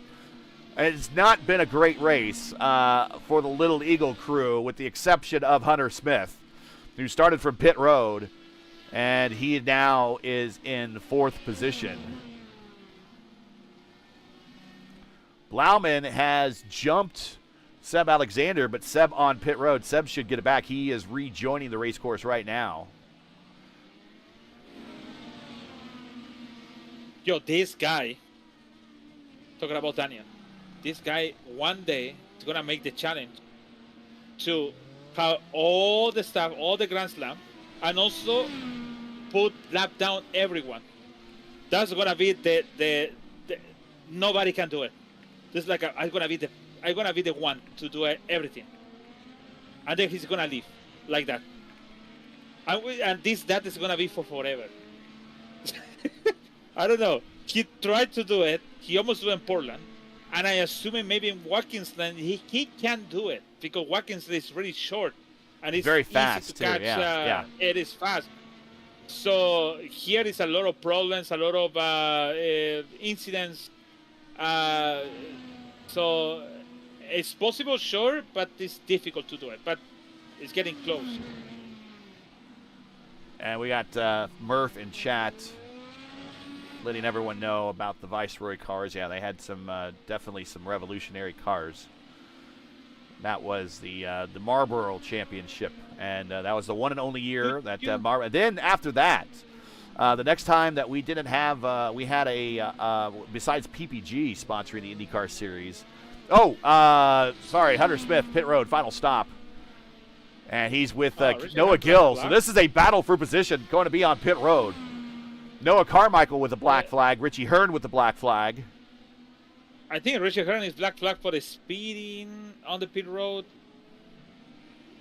I'll let you know, it's 35 miles per hour on the pit road. Yeah, it's painfully slow. Something did make the black flag. Oh, and Noah jumps Hunter on pit road. And so now move Noah Gill up into the top 5. He's in the been in the top 5. He's now 4th. I found it. He released the car before he crossed the cone on the exit of the pit road. Oh, an improper exit. Okay. Yeah, basically he's speeding on the pit road by 5 miles before cross the cone on the exit of the pit road. So do you remember when the kart series was called the FedEx Champ Car Series? Yes. Yes, I remember that. That was a good sponsorship. I like that. And I thought it was so cool when they had the race at, Hunter, get back on the racetrack, buddy. When they had the race at Cleveland, and then they had the FedEx 727 on the tarmac there, and it was in the background. I always thought that was cool.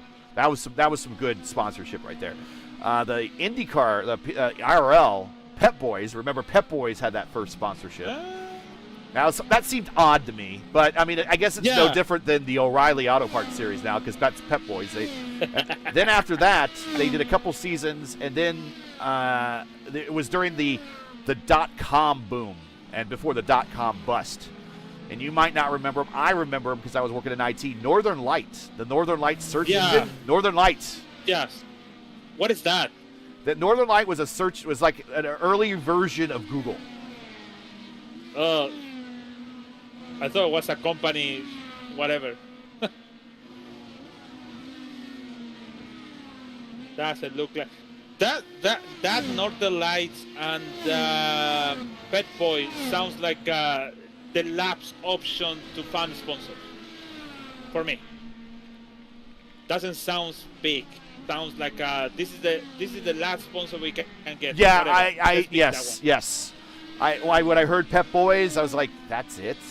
And you get Northern Light. I mean, you couldn't get, I don't know, I'm just going to throw out Pennzoil. You couldn't get something. I mean, you Pep Boys? Really?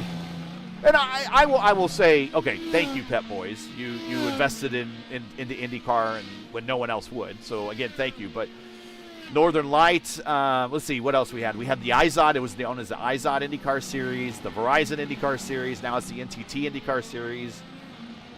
NTT IndyCar Series kind of comes off the lips a little bit easier because I always remember the PPG IndyCar Series or the IndyCar World Series. World Series why? Because this went to outside the... Okay, got it. So, yeah, it was the Marlboro Championship Trail. Let's see, then FedEx. Bridgestone sponsored Champ Car. I think Ford sponsored Champ Car, too. Pep Boys, nice. Northern Lights, IZOD, Verizon, NTT. I think that's all of them. There are some other ones that were involved. PPG's always been involved. Obviously, they still sponsor cars for Team Penske. I still thinking about it. Racing should have two different companies on the tires, always. I don't know why. I think he must do. But now I think I would defer. I think for the viewer, I think. Oh, Daniel! Oh, he saved it on the Corkscrew. Let's check it out again. We were watching Brian Blauman, but he comes to the bottom. Again, this is where we talked about where the car gets light. And Falkingham is late into a stint right now. He's 24 laps into the stint. So these are very worn tires. He has very light tanks. He clips the curb. And again, right there at the crest of the hill, you kind of see the back end even want to lift up a little bit. And he goes to the inside, and he catches it before it gets to the dirt. If it got to the dirt, he would have been in trouble. but he survives, and he's going to stay out. I would have thought that maybe he would have come to pit road with 18 to go, but he wants a little bit lighter tank and less fuel to throw those Red Bull laps. Interesting, because if he clipped the wall, it was very close. Yes. Not that close, but was close. If he clipped the wall, he could have 15 seconds in the box to repair the front wing. Yeah, with a 5 second, at least close, a 5 second penalty there. Yeah. Yeah, it could be close for Seb Alexander and all these people. Well, Seb has managed to dig into the lead. He's now only 39 seconds back. No, Brian Blauman, actually, it's not too far behind Seb. We might actually have a battle brewing for second here soon. Seb is 6 laps into his stint. Blauman is on his out lap right now, so his final stop is done. Need to pass Seb Alexander, man. It's because all's about on the end of the season. What if? And this is the if, and they need to do it because they have points for the championship. 5 points, I think so. Yeah. I remember when Northern Lights sponsored the IndyCar Series, they did not have exclusivity in terms of their sponsorship. But I remember Yahoo and Lycos, which were other search engines. Yahoo is still a search engine. I don't think yet Lycos is still a search engine out there. But I remember using them back when in my early IT days before Google. And still getting squirrely there with Daniel Falkenham sending it through the corkscrew. So I'm pretty sure Northern Light did not have exclusivity when they were the sponsors of the series. They sponsored the series for 2 years, 2001 and 2000. Here is final stop. Daniel Falkenham in a dominant race coming to pit road for the last time. Alexander on push to pass, trying to eat up as much space as possible. And he is going uphill into the corkscrew. Falkenham's going to have a short fill here. He's going to go up on the jacks. I believe he will get a new set of the red tires. Yeah.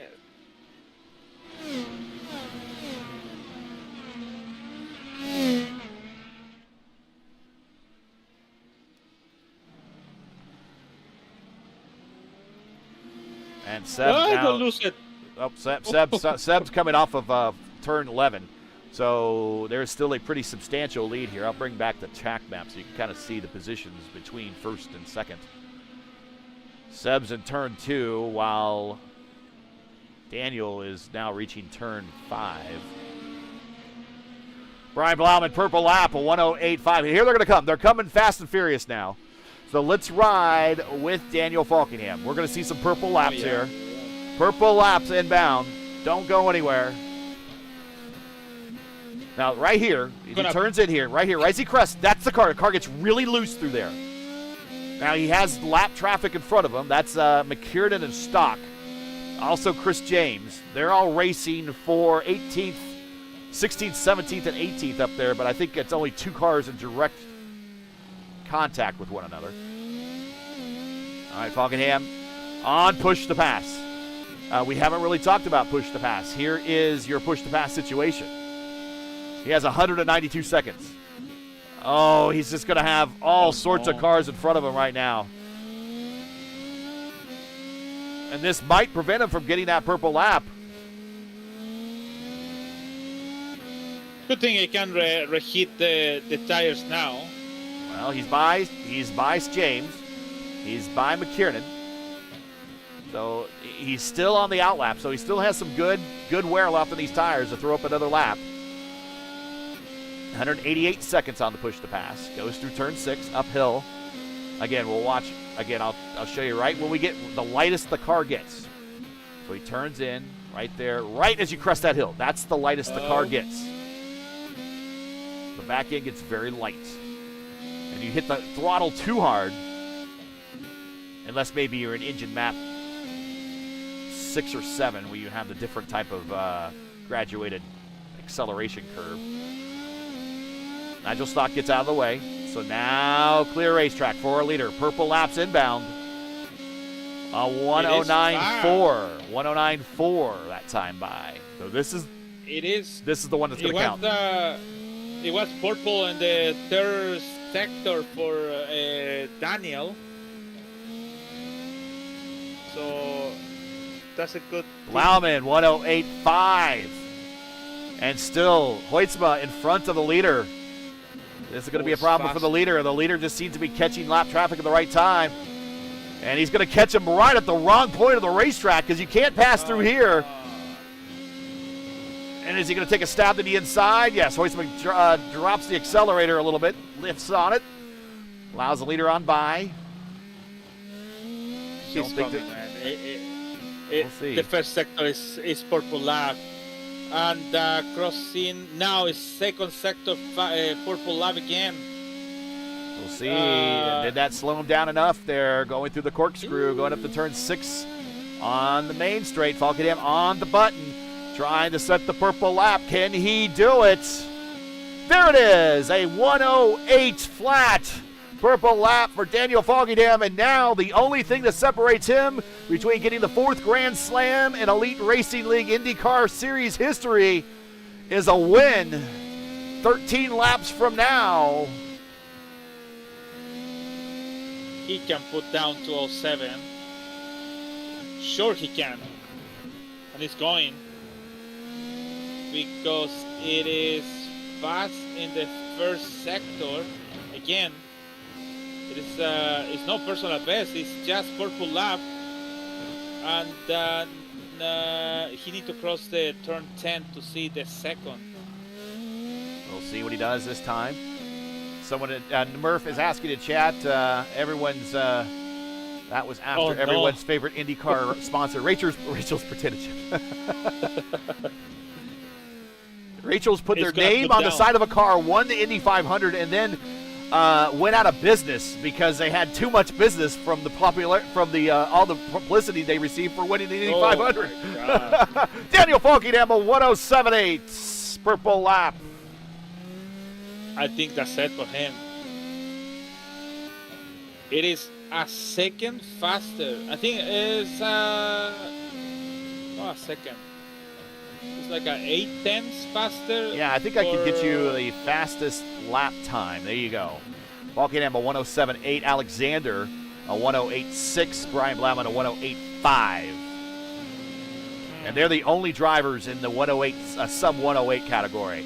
Everyone else their best lap is a 109. So Falkenham in a class by himself. So he's like LMP1, and Alexander and Blauman are LMP2, and everyone's in GTs. I shouldn't make fun of it. I'm not making fun of anybody. It's rough going out there. This is a very hard racetrack. My lap times would not be anywhere near the 109s, I'm sure. I'll be in the 110s, 111s, I'm sure. This is one of my least favorite tracks. It was one of my least favorite tracks in the IndyCar Racing 1 and 2. It's one of my least favorite tracks to broadcast at because the races are long and typically uneventful, and kind of like that tonight a little bit. And it's a very hard track, very narrow, and you drop a wheel and you're done. And just one of my least favorite tracks. I tried to get Chad to remove it from the schedule, and he would not listen to me. He will not be scheduling it anytime soon. I will flex broadcasting muscle on this one. In no time soon are we going to see Laguna Seca on the schedule.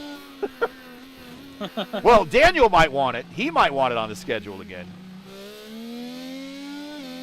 Oh, it doesn't matter for him. He won everything. Yeah. So, sure.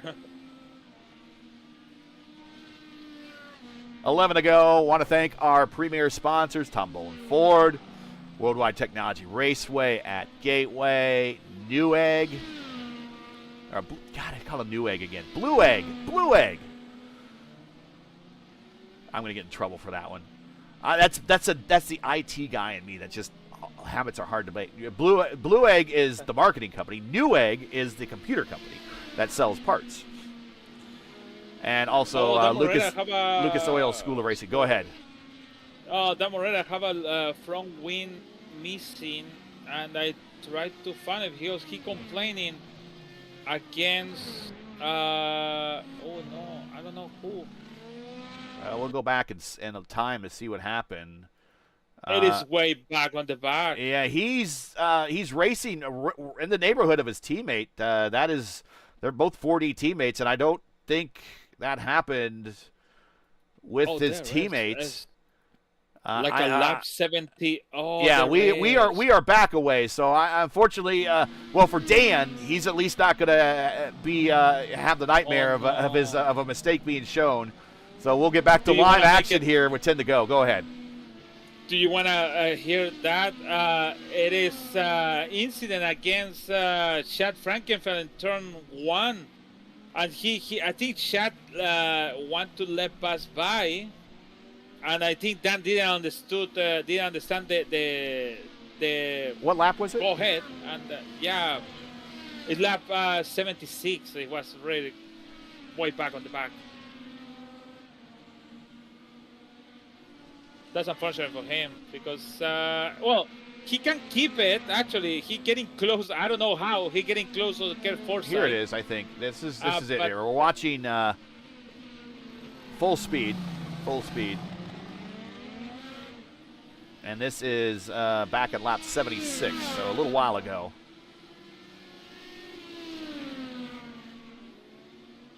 And yeah, there it is. He went wide there going into 1, just trying to carry that speed, and there was no place to go. And a little bit of a netcode kiss. That's literally what it was. I don't even think it might have been a 0x contact for Frankenfeld. I don't even know if he felt anything. 8 to go here at Laguna Seca. We are off next week. Thank God. I could use an off night Thursday night. And then we have a doubleheader next 2 Thursdays from now at Chicagoland, the home of Joliet Jake. We will do 2 races at Chicagoland. That should be fun. As we return to the ovals, 7:45 p.m. Eastern Time, race 1. Race 2 will pick up right after race 1 concludes. Right here on the Elite Racing Network and P1 Broadcasting. Whoa. James Watson sent it right into the corner and kept it off the back of Falkenham, but I think it was a little bit closer than Falkenham might have would have liked there. But these are 2 seasoned drivers, a lot of experience in this car. Car off, Jordan Decker in turn 11 into the kitty litter. Gonna bring a lot of gravel. A lot of debris, yeah. A lot of debris. Not that bad. That's okay. He just smart. Hey, the Elite Racing League's IndyCar Championship and the Triple Crown Challenge are proudly sponsored by P1 Broadcasting. You win 2 of the 3 500-mile races at Pocono, Indianapolis, and Michigan. You can earn a payout if you win the Triple Crown. You can also earn a payout. So we'll see if Daniel Falkenham in Indianapolis can win 2 of the 3. And can he get the 3rd, excuse me. Whoa, sliding into the corkscrew at the top. Falkenham, he's taken full advantage of having this huge lead. Let's get you back to gaps. You have to go with Brian Blumman. It is 8/10 close to Seb Alexander. Yes, we're on it now. Have a lap down in front. So you want to follow P1 Broadcasting. All the links you need are in the description, and they are the sponsors of the Elite Racing League IndyCar Championship. And if you're enjoying what you're watching tonight here on ERN and P1, make sure to do us a solid support us by subscribing. And while you're at it, don't forget to smash like and click the bell for future broadcasts. A lot of lap traffic in the neighborhood now, this battle.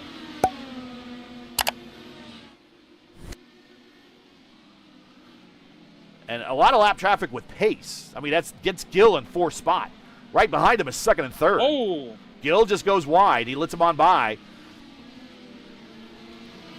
So this was a battle earlier in the race.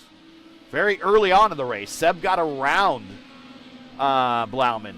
But at the time, Seb was on the red tires. Blauman is on the red tires now. But Seb has stayed on the red tires the entire race with the exception of his last stop. He's back on the reds again. I didn't think this was going to be a red race, but he has gone off script for sure. Trying something different. Right in front of him, that's Nigel Stock. Nigel's in 16th position. 5 to go here at Laguna Seca for the Elite Grand Prix of Monterey. I should really let Lewis say that. Oh, the Grand, I want to say in Spanish, it's not good. Actually, Grand Prix of Monterey. There you go. There you go. Monterey.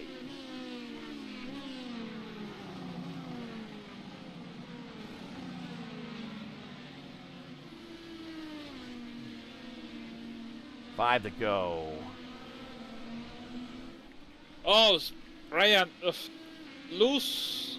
I think he's going for everything. He's going for everything, Brian, and even go off track, try to keep the pace on Seb Alexander.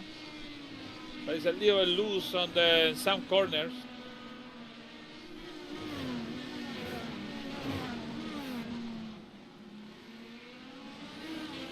You need to try, actually. If Oh, it look not, at all okay, of it. leave Look let at it all go. of the debris up in the corkscrew. Holy cow. 4 to go. So when I think of the name Monterey, besides here, I always remember, have you ever seen the movie Sahara with Matthew McConaughey and Penelope Cruz? It's kind of like National Treasure a little bit. They were treasure hunting, looking for a Civil War ship that somehow made its way over to Africa. You ever see that movie? Maybe I know, but different name. Sahara. But maybe I know. That's it, yeah. Matthew McConaughey hitting on Penelope Cruz, a female character. He would always say, "You, me, and the Bay of Monterey." That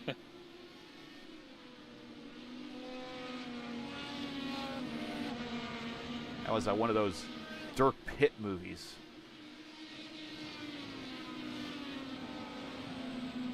If anyone's familiar with those line of books. And there is Seb Alexander, though, getting close. Brian Blauman getting closer.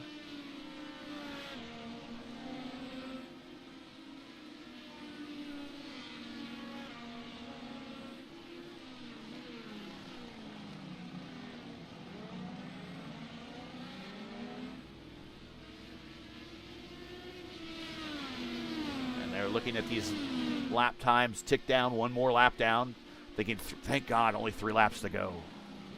Daniel Falkenham only has 2.5 to go as he is now uphill.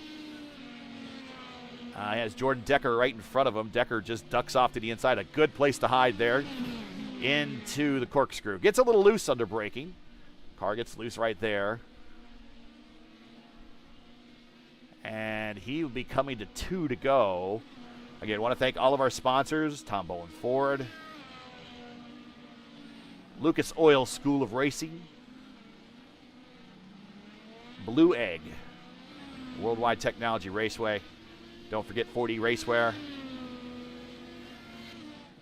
And again, P1 sponsoring the IndyCar Championship. The best thing you can do for P1 is give us a subscribe if you've not done so already. Certainly would appreciate it. We are off next week here in the Elite Racing League.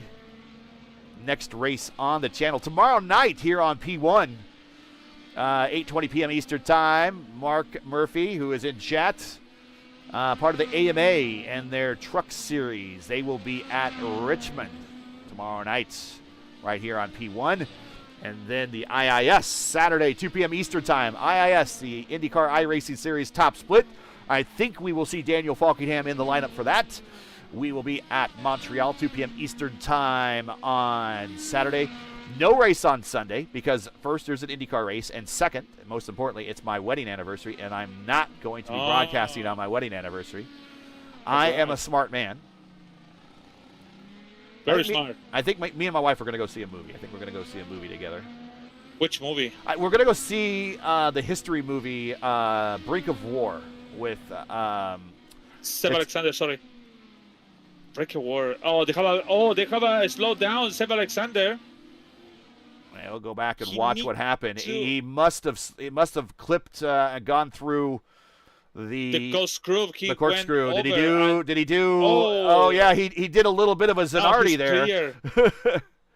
Yeah, now it's clear, and he's put to pass by only 5 seconds. Final lap. Sending to the inside. Blauman looking to try to get on that second step, and they keep pacing the championship. The win is secure, but the battle is for second and third on the racetrack here towards the end of this race. Walkingham through the corkscrew for the final time. He is just a couple corners away from securing the Grand Slam, the 4th driver to ever do it. But we'll go back to the battle up the hill. Sam Alexander leading going into the corkscrew. Coming out the final corner, your 4th driver in the history of the Elite Racing League with the Grand Slam victory, Daniel Falkingham. Back to the battle on the racetrack for the second and third step of the podiums. Sam Alexander coming down to the bottom of the hill. A final set of corners. Sam Alexander looking to match a best finish for a while that he's had here in the series since getting 2 wins at the end of a couple seasons ago. He will come home in second. Brian Blauman with another podium finish. He comes home in third. Was super close for Brian to catch him. Good job for him. Sorry, you said which is the movie you wanna watch? I'm gonna go see Brink of War. So it's a movie about Ronald Reagan and Mikhail Gorbachev signing the peace, or one of the nuclear peace treaties, or negotiating the peace treaty at Reykjavik. Yeah. Man, I'm a child of the '80s. I lived through I lived through the Cold War, and I remember that happening. Yeah, so I thought I'd check it out. Oh, the problem is I'm the only one like that stuff over here at home. So, I don't know.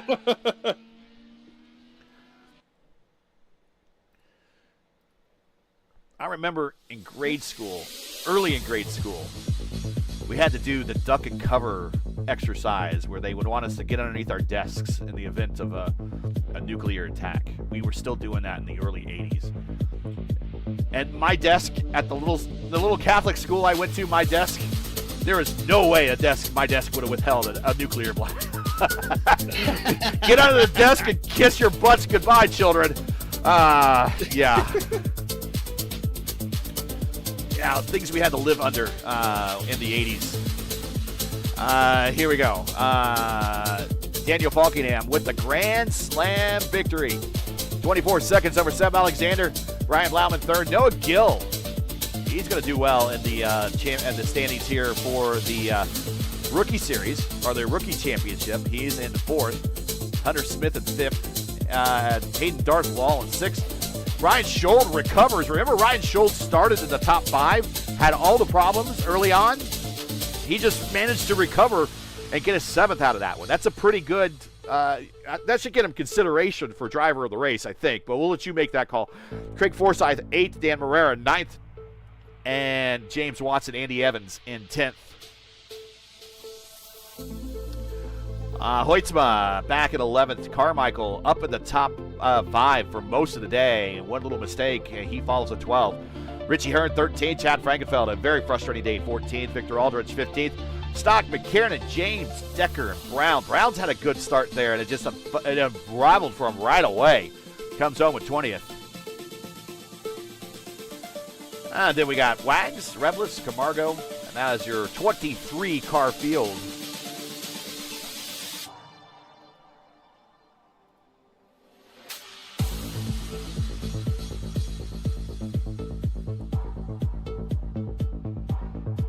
All right, so we will get some replays queued up.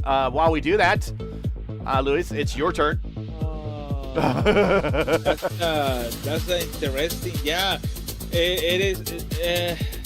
That's true. He started on third. He went back to the field on the. He had many incidents. He had so much incidents. He had 34 incidents in total in entire race. Greg Forsyth also 34.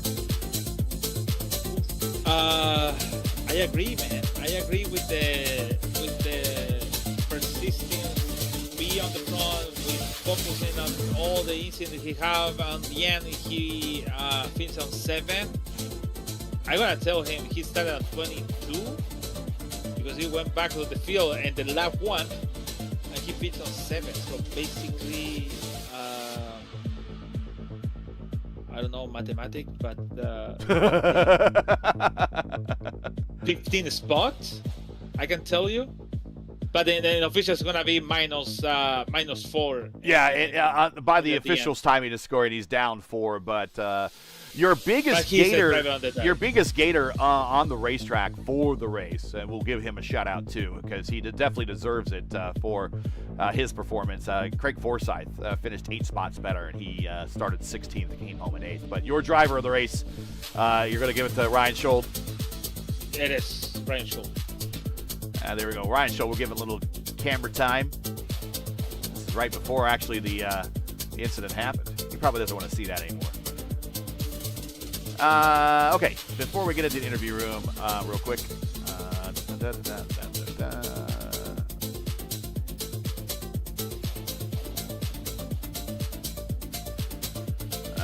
Let's see. So Daniel won the pole.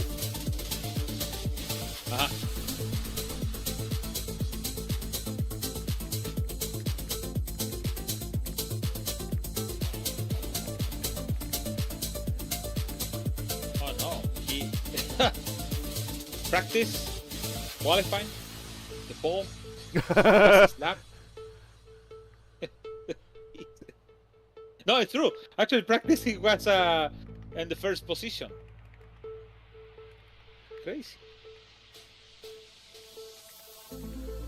I'm just getting some stats queued up for those guys. So we got some stuff to talk about. And we will get into the interview room now.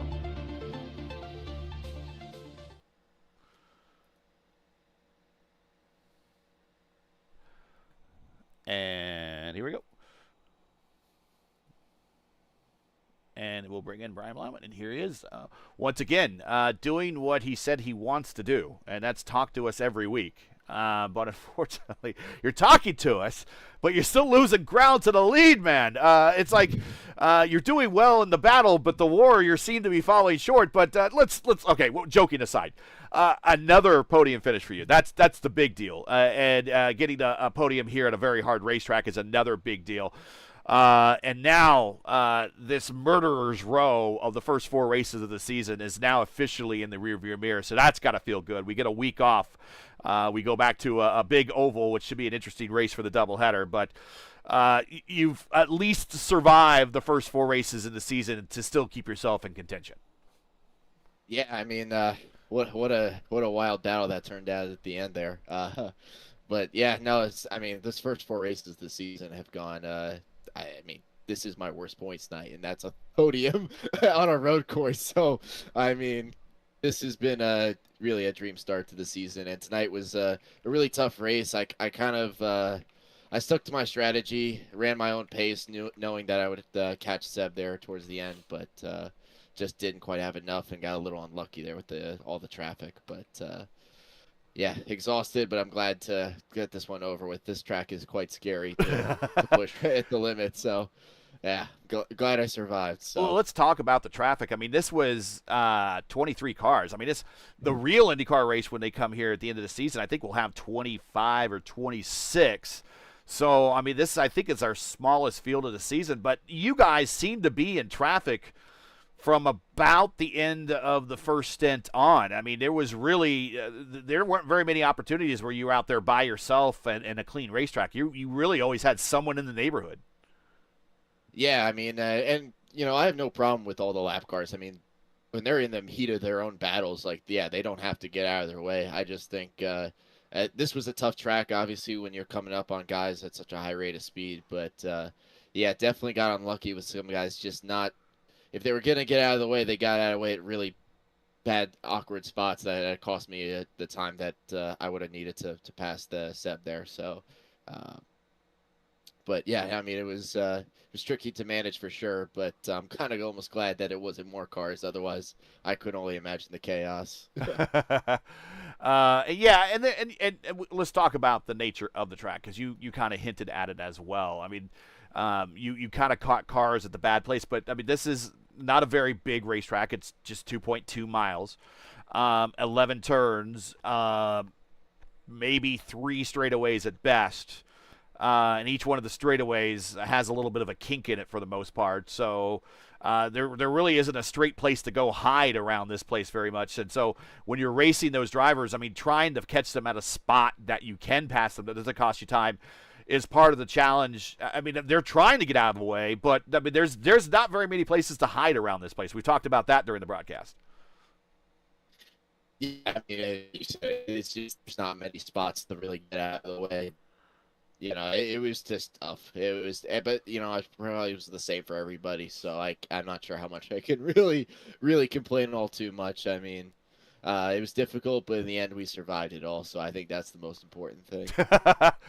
And that's survival to an off week, which I'm sure you're looking very forward to. This was your 50th start. Congratulations on your 50th start. You do have the 2 wins now. You have 12 podiums, 20 top 5s, 28 top 10s, and 4 poles.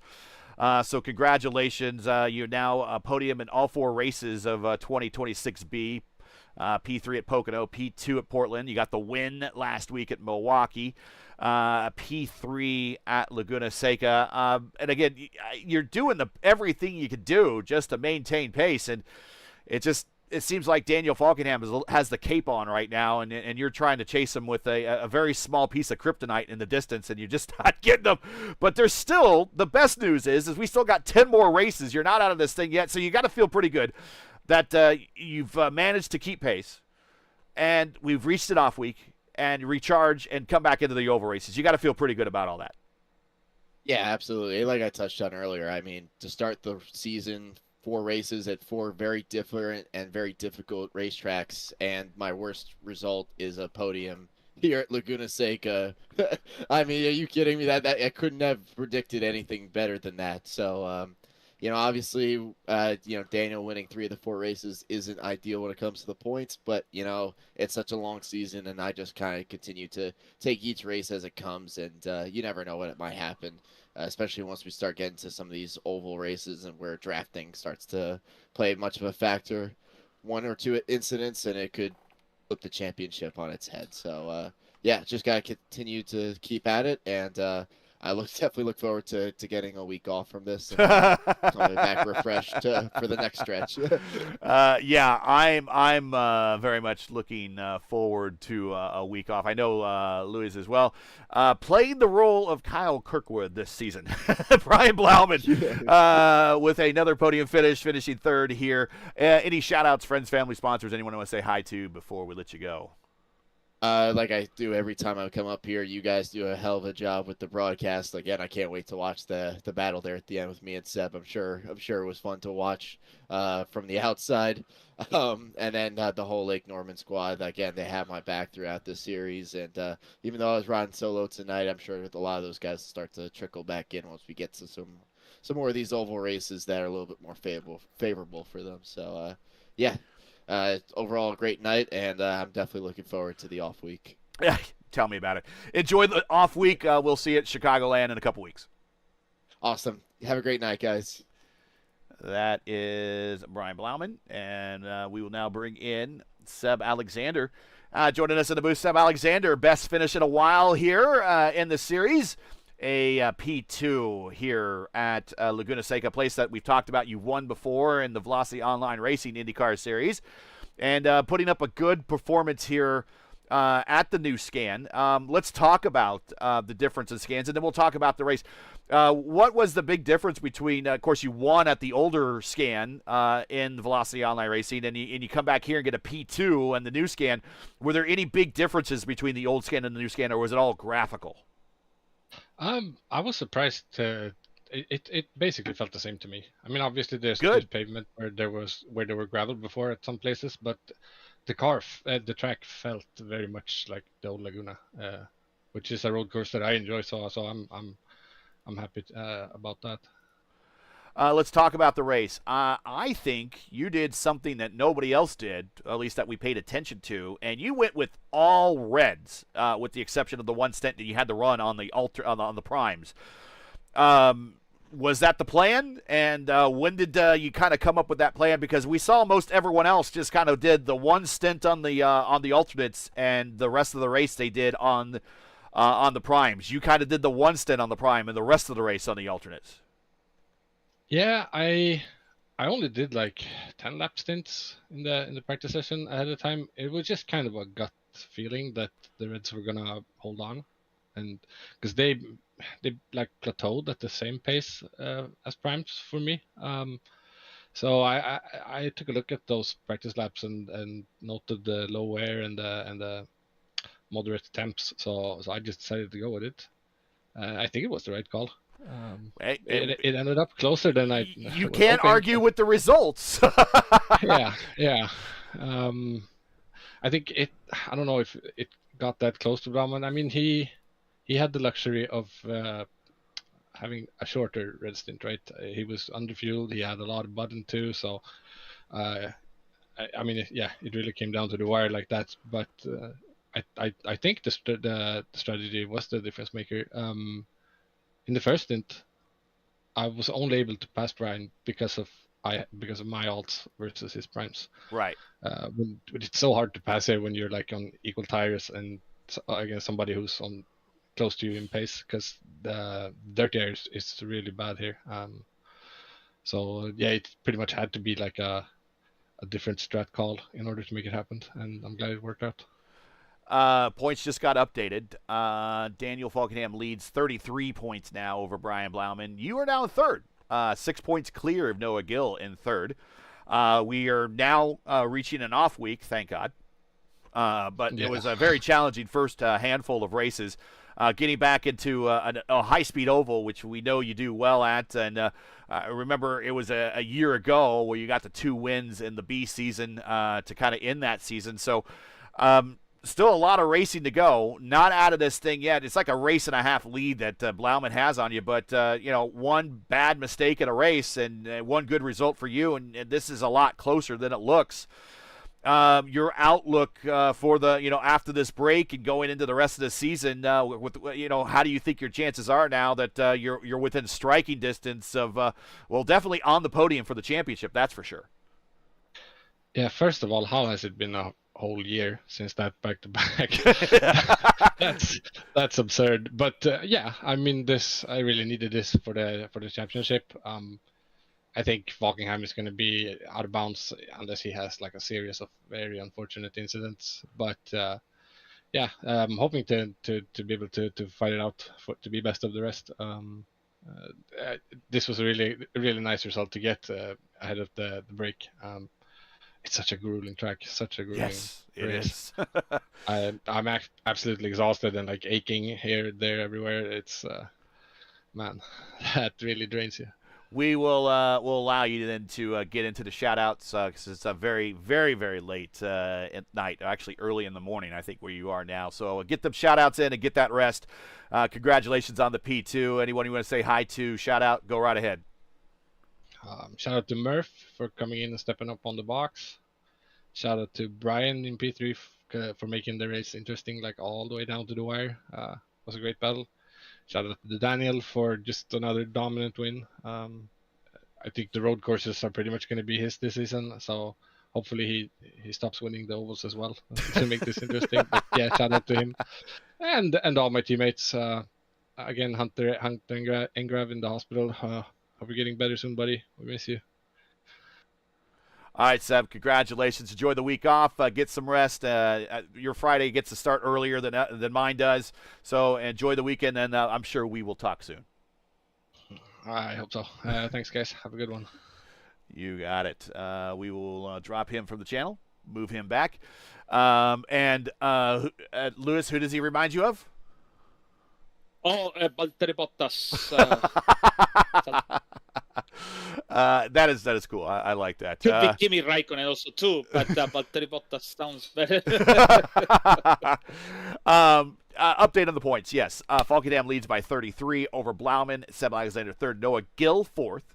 Gavin Hibbs is in 5th. Gavin was not in the lineup tonight. Lucas Hotzma is in, again, Lucas, if I'm saying your name wrong, just send me a voice memo in Discord with how to say your name, and we will make sure that we'll say it.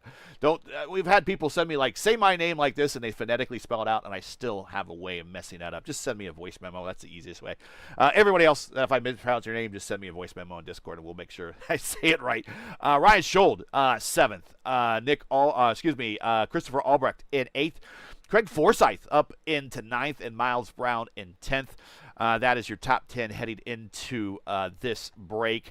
Let's bring in Daniel Falkingham, and here he is, a winner, 4th winner of the Grand Slam, a race Grand Slam here in league history. Joining Sage Karam, Adriano Pinero, and Ethan Stanley as the other race Grand Slam winners is Daniel Falkingham. Congratulations on the dominant victory. Other than a couple of exciting moments there coming through the corkscrew, leading up to the corkscrew, it was pretty much by the book and not adventuresome at all for you during the race. Maybe getting into the lap traffic. Lap traffic always seemed to be everyone seemed to be encountering lap traffic here at weird times, despite being a 23-car field. But talk about your race. A few moments of a little terror, but a lot of moments of boredom.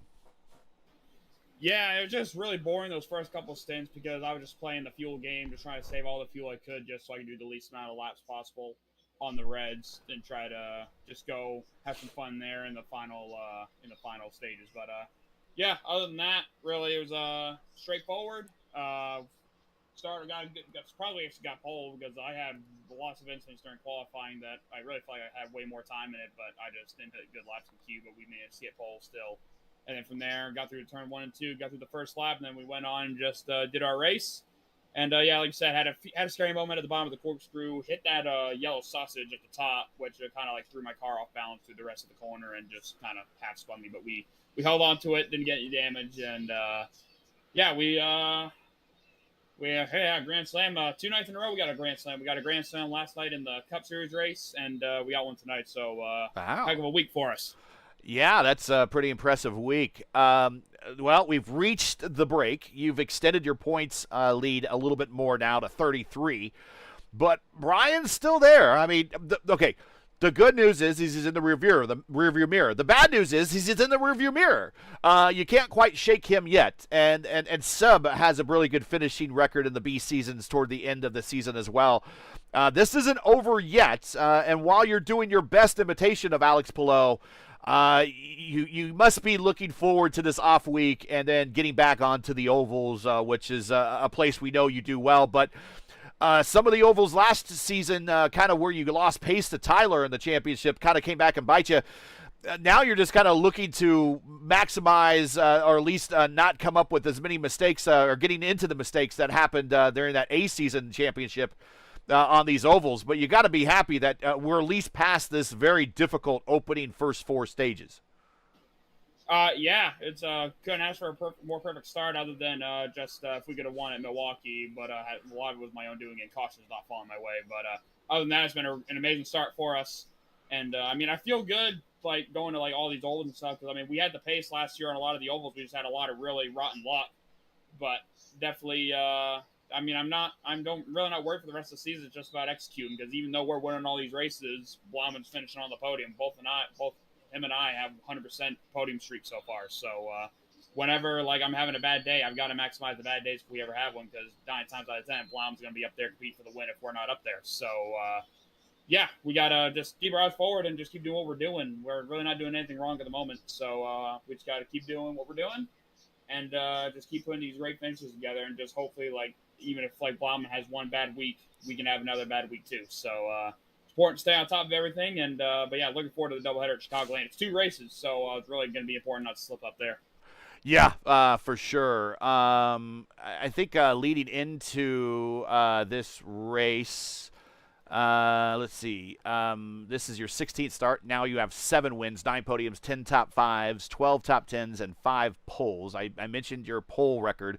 You're starting to creep up the leaderboard for poles. Still have a long way to go before reaching Adriano, but leading up to everyone in P2, everyone in P2 and lower is less than 10. You got 5, so you're starting to creep up there, and then your 7th win now is starting to creep you up into the top 5 all-time here in the series, and we still have a lot left to play this season. So this season, 4 starts, 3 wins, 4 podiums, 3 poles. That's winner 3 of the first 4 races this season, and as you mentioned, on the podium for all of them. And you came into the night leading 768 laps led, and added to that at the end of this night another 95 as you led every single one of them here. So a dominant race. Congratulations on the Grand Slam. Congratulations on the win. And congratulations to getting to the break. Everyone's been looking forward to that. So shout outs, friends, family, sponsors, anyone I want to say hi to before we let you go. Yeah, just thanks to Chad for all he does. Thanks to P1 Broadcast for all they do for this series. Thanks to you guys for broadcasting. Shout out to everyone who comes out and races, make these stuff possible. And also shout out to Field Up Racing. Glad we gave him another win. And shout out to everyone watching. And hopefully it was a good show tonight. Yeah, when you dominate these races, I see the view count go down. I want more drama, but I don't blame you for wanting to dominate. Let's put it that way. I'm going to say, I usually like to be the show most of the time. So glad we were kind of like that tonight. Congratulations, man. We will enjoy the week off. We'll see you in a couple weeks at the doubleheader. All right, thanks, Gary. We'll see you. I think he was watching football in the background. Oh, really? I thought I heard a referee's whistle. I think yeah. I think NFL preseason games are going. I think he's watching football in the background. Lewis, wow. Okay, we got through this opening round, and I remember when I saw the schedule and I saw Chad, and like, first of all, I was like, get rid of Laguna Seca. It's like 4 races in a row. All right, so we've reached the break, and we've survived, but you couldn't have scheduled a more diverse opening round of races, other than maybe throwing in a street course in there versus one of these permanent road courses we raced on. But we had a super speedway, we had a short oval, and we had 2 very difficult road courses to start this season. Now we get the week off, and now we'll kind of go back into what I call kind of a bread and butter race for the Elite Racing League, and it's kind of these 1.5 mile ovals that we'll face, and we're going to do a doubleheader at Chicago. But everyone, if you manage to make it through these first 4 races, you got to be a big sigh of relief, because I think we're through the heat of the season. Although once we start getting back into the post break, it's still fast and furious. But I think the hardest part of the schedule may possibly be behind us. Yeah, it is true. So Pocono left with Fockingham winning, and then Portland was okay. I think it was a pretty. I think like it's okay. You have a kind of hard final over there. 1 lap to go for the sprint lap, and then yes, sure, it came this hard race in Milwaukee with 20-something cautions over there. And then we come with these 95 laps, talking about history, sponsor stuff about the IndyCar. We're talking about truth. So it's not. We don't want to paint nothing over this. We express what we feel. So that's the thing about us. So it was tough. Sure, not for Daniel. 1 hour and 51 minutes race. Almost actually way longer than the Milwaukee, but I think not much we have to talk about. I think that Brian did the job done. Finished at top 3. He lost 1 position. That's the only red dot in his race today. But at least he keep it. He lose 18 points. Plus for the championship, but it is what it is. So he have a chance, like Brian said, it's double header. It's gonna be double points in the day, basically. Is it double points in the day? I think. Yeah. For Chicagoland, so that is really intense. What if Danny Fockingham have an incident in the first lap, is out of the race, and Brian Blumman win the race 1? And then the second race, Brian Bloman finished on the top 3. And Daniel finished top 10. The championship is going to be switched again back to new leader. And then it's coming Watkins Glen when everyone knows Watkins Glen. Yeah. So it's not like difficult to make races over there. So it's going to be very interesting. One notice about the driver of the day. I just found out that people want to mention, they want to be in the driver of the day. So Noah Gill told me, I got the oil, I went back to the field, and I recovered to 4th place. But I told him back is Ryan Schultz because he got incident. He got a black flag. He have a repair from the front wing. He have an incident again. He have like a 2 or 4 incidents in between. So he recovered to 7. But I have to mention that because it's too many stuff we have to mention in between the race and the leader and pass and everything. And I really forgot about Noah Gill have a EOL. About he did. He finished 4th. Yeah, he finished 4th. And maybe that's true. The funny thing is this is kind of just as you kind of started this award as one of those things like, well, let's give an extra shout out to a driver that we won't bring up into the interview room for an interview. If we were actually on Fox or if we were actually on NBC, we would have a reporter down in the pits, probably with a microphone in the face of Noah Gill, saying, hey, talk about your 4th place finish because we'll have time to do it. We really only have time to kind of do the podium. And so we kind of just made this award up just for fun, just to mention another name. And I'm amazed at the number of people that take it seriously. And I think that says a lot about how they feel about getting that extra mention and everything, and the effort they put in, and how much of a I think it might. I don't want to say it started off as a joke, but it was just definitely a lighthearted way to get extra names mentioned on the, and it's definitely not a joke. But I think it's very cool that people now, hey man, I want to be mentioned as the Luis Gonzalez Nunez driver of the race. Like 3 or 4 years ago, we'd be mentioning names and they're like, that's stupid. The Luis Gonzalez Nunez driver of the race. And now everyone's like, I want to be the Luis Gonzalez Nunez driver of the race. And I think that's awesome. I really do. That's a great job on your part. Actually, it's to be honest, also on your part too, because all started, long short story before we go, all started when I racing in Lionheart.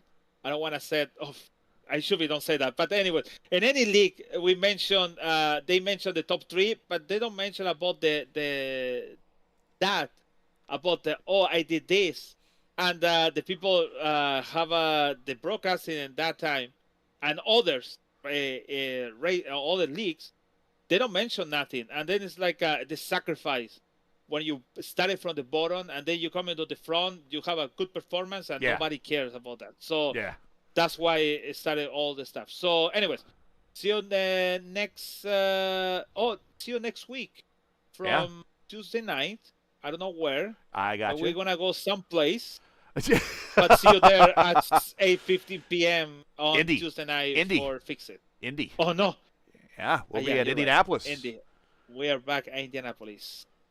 Doubleheader Monday, Indy Open Series. They will be at, we're doing this Chicago street race next week in IIS. So Open will be there Monday night, 8 p.m. Eastern. So Chicago meme race, and Indy next will also be at the Chicago street race on Monday night.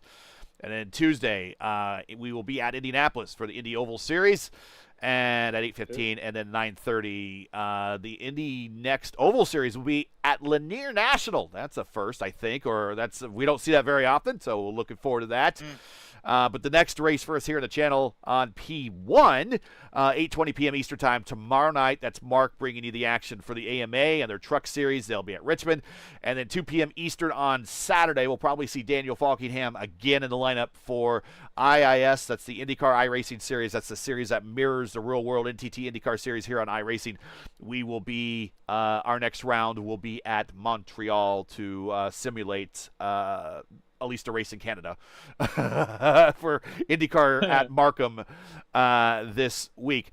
Real quick, before we get into the final ad read for everything to get on out of here, this is Daniel Falkingham's 7th career win. He is now tied with Josh Chin, Robert Malechka, Tyler Fode, and Chad Frankenfeld for 5th all-time. Your all-time leader in wins here in the series is Pinheiro with 26. Alex Van de Sant then with 12. Ethan Stanley is third with 10. Henry Bennett with 9.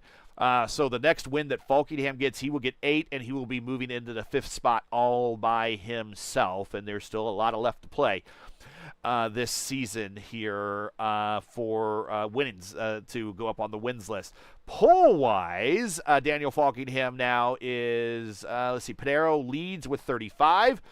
Frankenfeld says he has 11, although I said 9 earlier, so I need to go back and double-check that. Henry Bennett has 10, so again, I got to go check my stats just to be sure. Ethan Stanley, 8. Josh Chin has 7. Robert Malechka and Daniel Falkingham are now tied with 5. So that puts them at 1, 2, 3, 4, 5, 6th all-time in the statistical category of poles. So Daniel Falkingham's only been in the series for a short period of time, and he is already rising through the ranks very quickly, all-time stats. So give him a shout-out on that. Let's get on out of here and give everyone back their Thursday nights, 10:30 p.m. Eastern Time here on the East Coast. And let's get the early start to our weekends. I don't have to work tomorrow, so I'm sleeping in. I am not work tomorrow too. Nice. I don't know.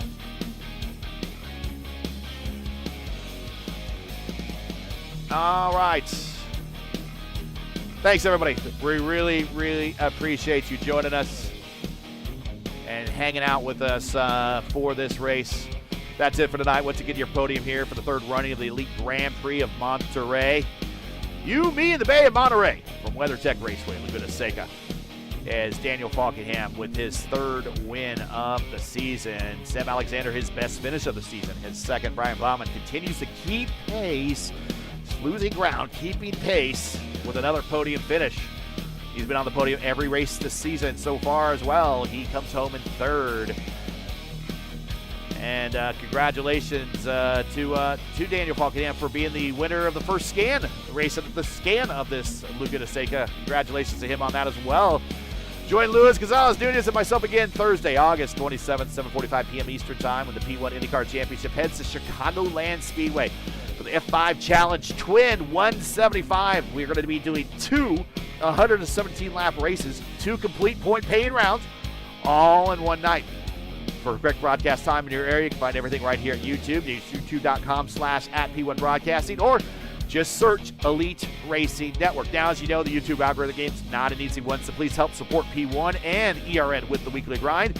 Leave a comment below. Let us know your thought on tonight's race. If you enjoyed tonight's coverage, support us by smashing like in the video. If you're new, click subscribe and hit the bell for weekly reminders so don't miss out on more of ERN's and P1's other iRacing programming.